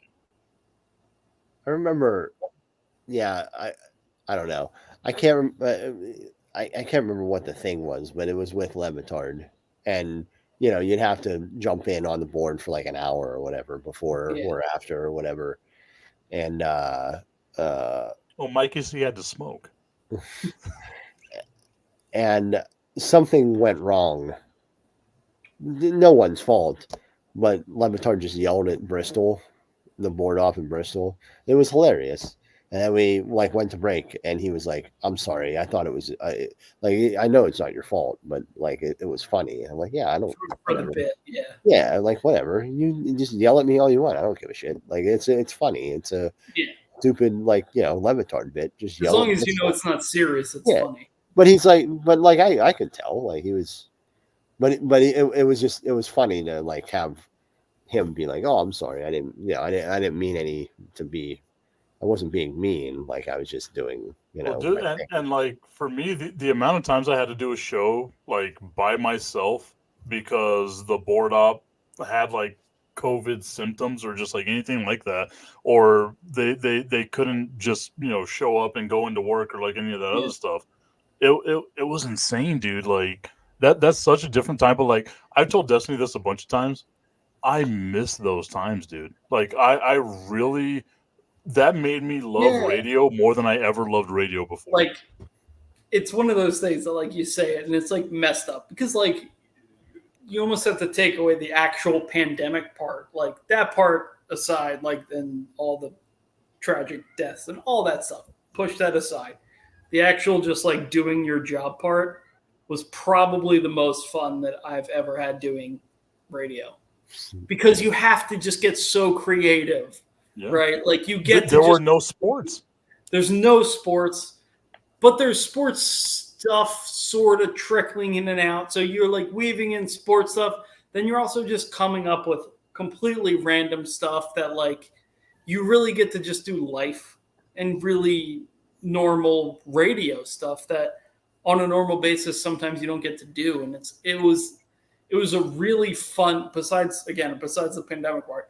It was a really fun time as like a content mind to try to figure out how to do all that stuff. Well, and like one of the things I did is like I went to like restaurants. I was like, this restaurant's open, like they're trying to do like their thing. They're trying to, stay in business and all this other stuff. And like I would go to them, I would have them give me food. I would pre-record like 20 minutes of me just talking about their food. And then like hop into my own show of like, oh, hey, and like that food was fucking amazing. Like go check them out. And I do this stuff. And then I would go over like a list of like, these are the restaurants that are open. This is what they're serving right now. These are going to be their hours. Like, let's not forget about the waiters and waitresses. Like, let's show them some love. And like, it was just, and then that's where I became like this Korean baseball aficionado. I'm not lying, dude. Like, I would watch all these games. I would listen to. I tried to get like credentials with them to just have them come on my show to talk about you're Korean a big credential baseball. guy, so. What's that? You're a big credential guy. Yeah, You love weird. You're all about the credentials for sure. It's weird, man. I love that shit. I don't know why. Like again, the weird fun. shit about me. Like I just love all that stuff. Like me going to the Major League Baseball All-Star game. I shouldn't be going to the Major League Baseball All-Star game, but I'm gonna be there taking pictures and doing a bunch of other cool shit, man. That's so cool.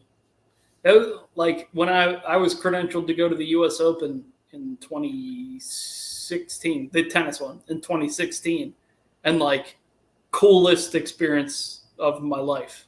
Like being able to like just sort of walk around inside the buildings and stuff and just be like free reign more or less was unbelievable. Like going and like sitting in a press room and Serena Williams walks in and all of a sudden like I'm like, oh, hello Serena, is like crazy. Well, like I said, the very first event where like I got myself credentialed and like doing all this other stuff, like just doing my own thing, was the fucking NFL draft. And I'm sitting there in front of like Aiden Hutchinson with like my fucking phone as my camera, interviewing him and being like, what's it like to be, the one of the top picks in the NFL draft and like all this other bullshit. And the whole time he's talking, I'm just thinking to myself, like, this is my fucking life right now, man. Like, how lucky am I? It's so crazy. It's funny. But to go back to the pandemic thing for a second, it's funny to think back. Pandemic, yeah, the best time of everyone's life. But like when it was first going, I was doing the Will Kane show still, and some of the stuff we were doing, we were just like, it's funny because it's like kind of some of the stuff I'm doing now, but we were doing like, hey, everyone on Friday, we're going to watch these. We have to watch these 5 movies and then come back on Monday and we're going to rank them or whatever. Or like Mike A brought, I forget the card game. One of those like apples to apples kind of card games where he'd like pick a card. Literally, he's like sitting at his house talking on his phone down the line, like connected. And he would pick a card out and be like, everyone's favorite baseball player or whatever. It's like, we're doing this on the air and it's Mike A picking a card out of a card game. And like, this is our content. But it was so fun. It was like crazy how different that was as a period of time. Pat, you and I are like, dude, that's fucking cool. I just saw James right now shaking his head like, fuck this. It was so weird. It was such a weird time, man. I loved it, man. Like I love going on like Facebook and looking at the memories, and you'll see like the weird shit that you did over the years. And then like in 2020, it'll be like James Steele challenged me to like show off my 5 favorite baseball players of all time, or like any of this other stuff. It'll be like Ken Griffey Jr. and Barry Bonds and like all these other people. And just like it's weird that it takes me back to a time that I actually kind of enjoyed as far as like content goes. The rest of the stuff was terrifying, but like the content was like, dude, I loved doing that shit. Work was such a nice sort of relief from like the reality of what was happening. That's actually how we started Bob, Jim, and Pat. Did we start this during the pandemic? Yeah. Oh. Right after I got laid off by iHeart. Nice. Good for us. Actually, no, right before I got laid off by iHeart. Like about James, 2 months before. Isn't it crazy that we launched the morning show during the pandemic? It was. We launched KJZ during the pandemic. Yep. Dude, right that was crazy, yeah. That was wild. I liked KJZ. Dude, I'm all over this Survivor Series show. I just want you to know. Which Survivor one is Series it is it? 2021. I don't remember it. I was in J Will seats. Oh, Barclays. Yeah. okay, James, tell us more about that while I go get myself another drink. I was wearing the Chiefs beat the Cowboys that day. It was a Sunday, obviously. They beat the Cowboys like 19 to, I don't know, 11 or some stupid shit like that. So it's a Sunday. I'm wearing my Chiefs hoodie, so it's bright red in a sea of black. Right? There's like Where were you sitting? Like, I don't remember where. camera side, like on camera, like. Oh, really? Just above the normal level. Okay. But anytime they pan out, just me and my just big fucking idiot James, big beard and a Chiefs headband and a bright red Chiefs hoodie, standing next to British Chris. That's so funny. I don't remember this pay-per-view at all. It's bad. It's really. It's the one where everyone thought The Rock was coming back. Oh. Yeah, right. The one where the 30th anniversary of The Rock one or whatever. 25th anniversary. Yeah, where they kept saying it was the 25th anniversary. Was that also the egg one? Yep. Oh God, that was so bad. They kept typing it up, and he didn't even do like a video like, "Hey, what's up? It's The Rock." Like nothing, man. That was crazy. Why did they do that? Tip and I were just talking about it. Like, Tip was wondering if that was where we were all done with Vince. And it's a great point, because that was awful. I was like, the reason why I really wanted to go to it was I thought we were getting The Rock. I don't know if that's when we were done with Vince. I don't think that helped, obviously. I don't think that was like a hard. Yeah, I don't know. I mean, that was a big one for sure, but it wasn't like hard cut, like we're done here. Yeah. It was Vince was such a cascade of awfulness. I was like obviously watching this without any sound, but the whole intro to the show was like,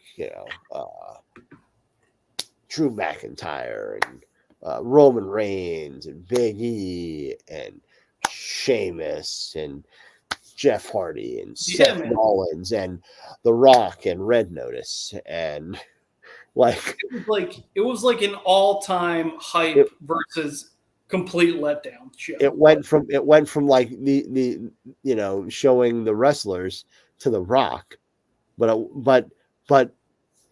at first glance it's just The Rock, but it's The Rock in a movie though. Right. And then Ryan Reynolds, and they like transition seamlessly into, and then like everyone, and then it's just like 2 full minutes of highlights from that movie with just The Rock all over the place. Man, it like I remember watching it the whole time, being like, he's going to show up, like he has to, or at least like there's going to be a promo video, there's going to be some, and it just like, what were they doing, man? Why did they do that? Because they also, leading up to that, was the egg thing that was also tied to that movie, right? That was the selfie. What's his name? Yeah, Austin Theory. But that was all with Vince. Yep. Like it was so tied to Vince that you're like, well, that was because Austin Theory was like Vince's guy at that time, wasn't he? Right, like, no, I think he turned into Vince's guy. In it, you thought that it was going to be The Rock was going to like be the payoff for it, and it just I don't have a shot of anything. So well, what I'm saying is I don't want the show to end, because it is tradition. We have to have at least one shot on this show. I don't have anything to shoot. If you agree to end it after the shot, then I'll do it. I will. I don't have anything to take a shot of. Then drink 100 shots of beer. I don't have any beer. I don't have anything. What have you been drinking? I just ran out. I had vodka, and this was cranberry and orange juice. But It feels like it was just cranberry juice. Yeah, it might have just been cranberry juice, huh? Puss. You could have been over at James's house. I have nothing left. That was the end. It's a shame you didn't have somewhere to go where there's a ton of beers James, and liquor. it's 2 a.m. You would not have wanted me here at that point. No, it's not. It's 12 a.m. What are you talking about? Yeah, fair. Who cares? Once you're here, it doesn't matter. You could have slept on this. Like you haven't slept on this couch before. It's like Olive Garden or whatever. Is it Well, Olive once you're Garden? here, your family. When you're here, your family. Tip: get the show sponsored by Olive Garden. What, we're family now? Oh man, my knee really hurts, guys. Yeah. Oh, that stretch over at first. We've been telling you to take roids, guy. That's not gonna help. I'm falling apart. Like my body's falling apart. It's a nightmare. My shoulders are so big. You've probably been able to see it. I have pillows right here that I have to like lean my arms on because it hurts too much to just like have my shoulders dangle. How old were you, Pat? Because I told Destiny today that you're 29. Yeah, that's what I am. Oh, look at me. God damn, I'm a good friend. I mean, I guess.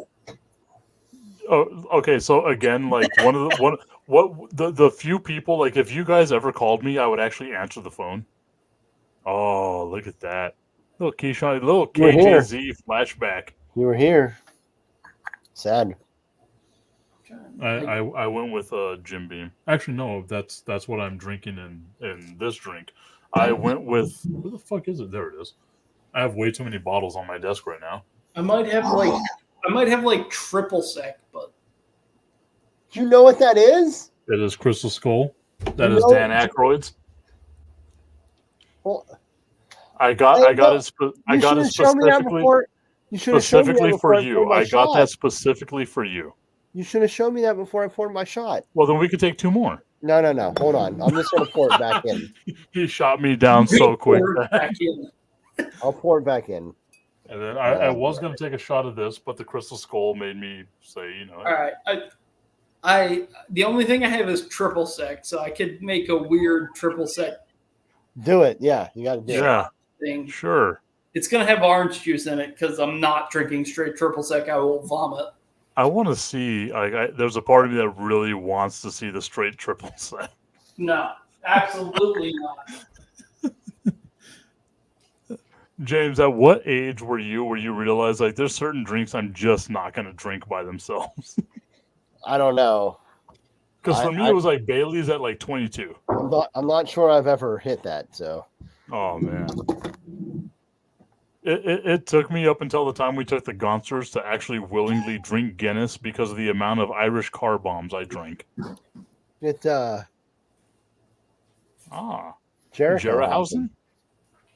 Very nice, very ocho.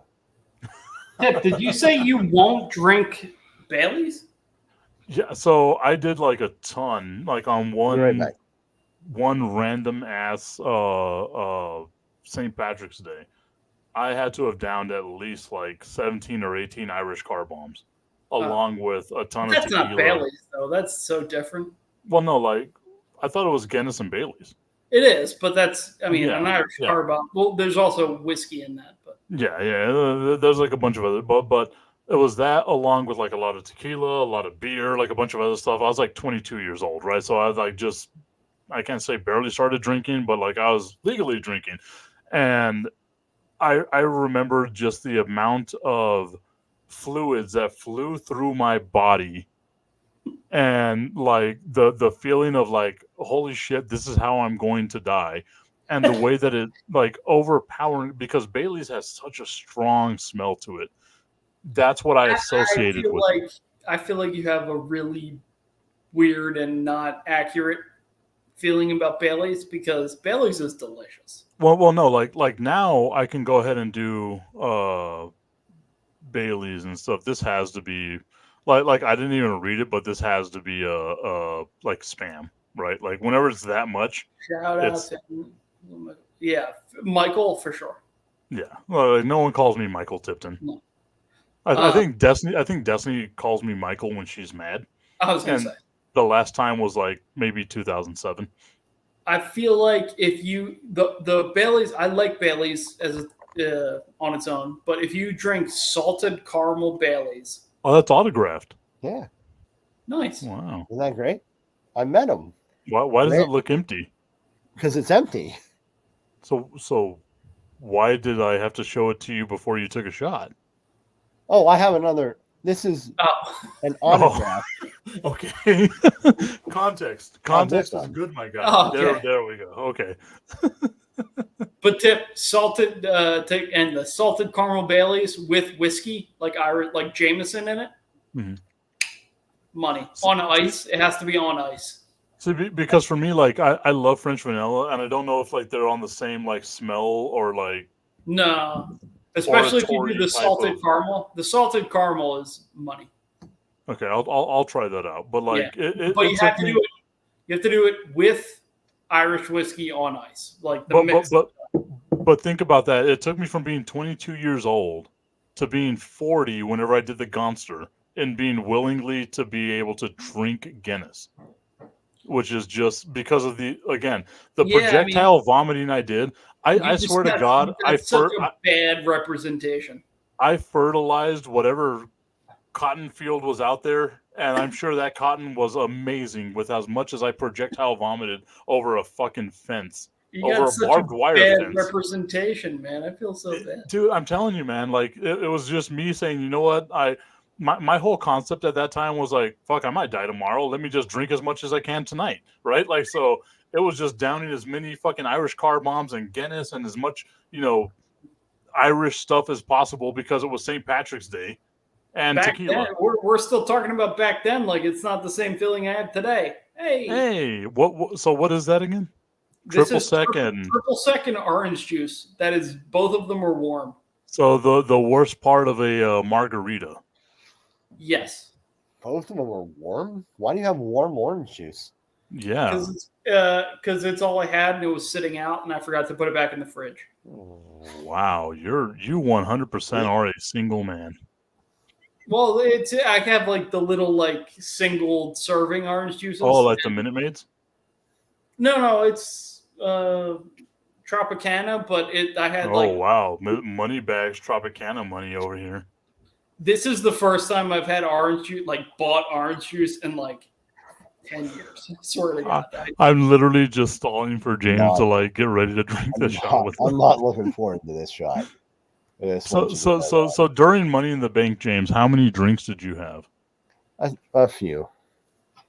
Because the question was someone brought over on the 4th a bottle of like Prosecco or something, and Lisa told me she would drink it today, and so I opened it up, and she had like a half a glass, and I drank the rest of it, and that